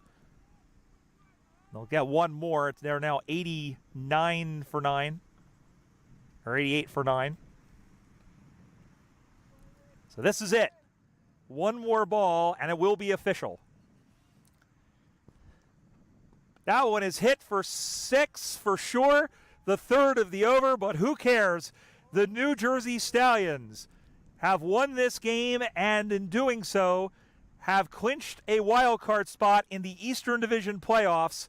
They will go on to face the New England Eagles next week. As we said, the when and where still to be ironed out, but the Stallions are back in the playoffs for the third year in a row with an eye on making the Super 8 in Texas. The final tally is 34 runs. The Manhattan Yorkers, all of that just kind of came in the end. And as we take a look at the match summary here, brought to you by Lakshmi, the story there, the first two names under the batters for the Stallions, Ricky and Shetty, a 74-run partnership, unbroken to start things before Ricky was finally removed. The Yorkers bowlers behind Prawar's 3 and Joshi's 3, Acharya with 2 more, did a great job to restrict them at the end to 128 all out. But the Manhattan Yorkers just completely stymied. Deron Davis will go down as 3 for 12. Ajala taking a couple of wickets, and Sachin Mailavarapu taking 2 more. And the Yorkers just could not get going. Nisar Desai ends up being the top scorer with 22 runs. That all mostly came in the death overs after the game had been put out of reach. Rachir Joshi ends up with 15. Chettapalliam on 11. But the New Jersey Stallions, the most important part is that they are on to the playoffs as the second place team in the Eastern Division. So they will play the New England Eagles next week for a spot in the Super 8s where they will join the Philadelphians, the Atlanta Lightning, and either the Atlanta Fire or the Fort Lauderdale Lions as one of the 4 teams from the Atlantic Division or the Atlantic Conference in that group. Those 4 teams will play a round robin between the 27th and 29th of September in Texas, with the winner advancing to the grand final to take on the Pacific Conference champion. The player for me, well, I don't know that you can go past Dominic Ricci's 43. I think you'd either have to say he's probably man of the match, although Deron Davis's 3 wickets really put the clamps down, especially ending any doubt towards the end. You could also probably give it to Vajala, who played very well, but I think Ricky, for me, was the man of the match with 43. We have one more game coming up, a game that will pretty much be just for statistical and pride purposes. It'll be the Philadelphians taking on the New Jersey Somerset Cavaliers. We imagine that game will probably get underway in about half an hour, 45 minutes time. Join us back then here on the MLC Network for the final game of the Eastern Division section of the 2023 Sunoco Minor League Cricket League. Until then, we hope to see you back. If so, we'll see you back. If not, we hope you have a rest of a good day. Until then, this is Brian Barris saying so long for now.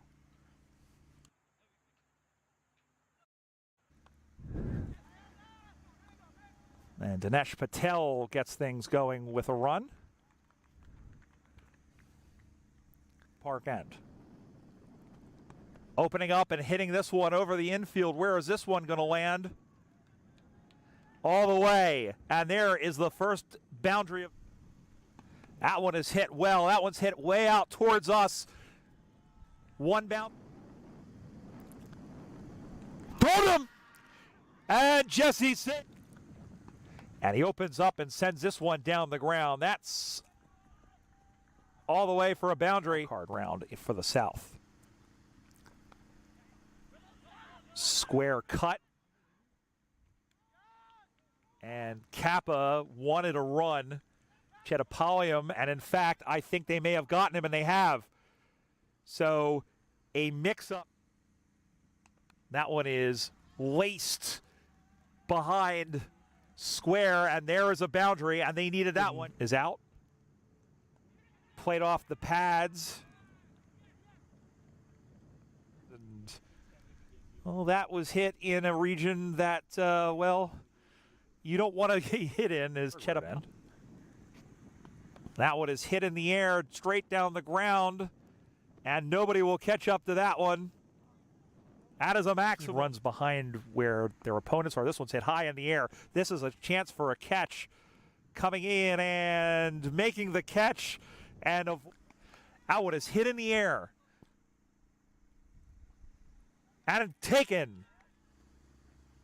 Loopy ball caught. Caught and bowled by Deron Davis. Hit in the air. Who wants it? He's got it. Hit in the air. This is a chance. And this is another wicket. That one is hit well. There's a man at the deep end. He makes the catch. There's a big shot, but it's popped straight up in the air, coming in and making the catch. Oh, what a fantastic. For the first time. And that one is hit well and sweetly. That's the first really good shot we've seen in some time. And it is a 4 on the 15. That one is hit behind. A call for catch. And again, another superior effort, but New Jersey Stallions will play against the Eagles next week. This one is hit pretty well, however, and there's 6 more runs to the total. So it's all ceremonial at this point, but Ruchir Josh first since the 9th over. Here he goes again, and here he goes again. Back-to-back jacks for Ruchir Joshi. One more ball, and it will be official. That one is hit for 6 for sure, the third of the over, but who cares? The new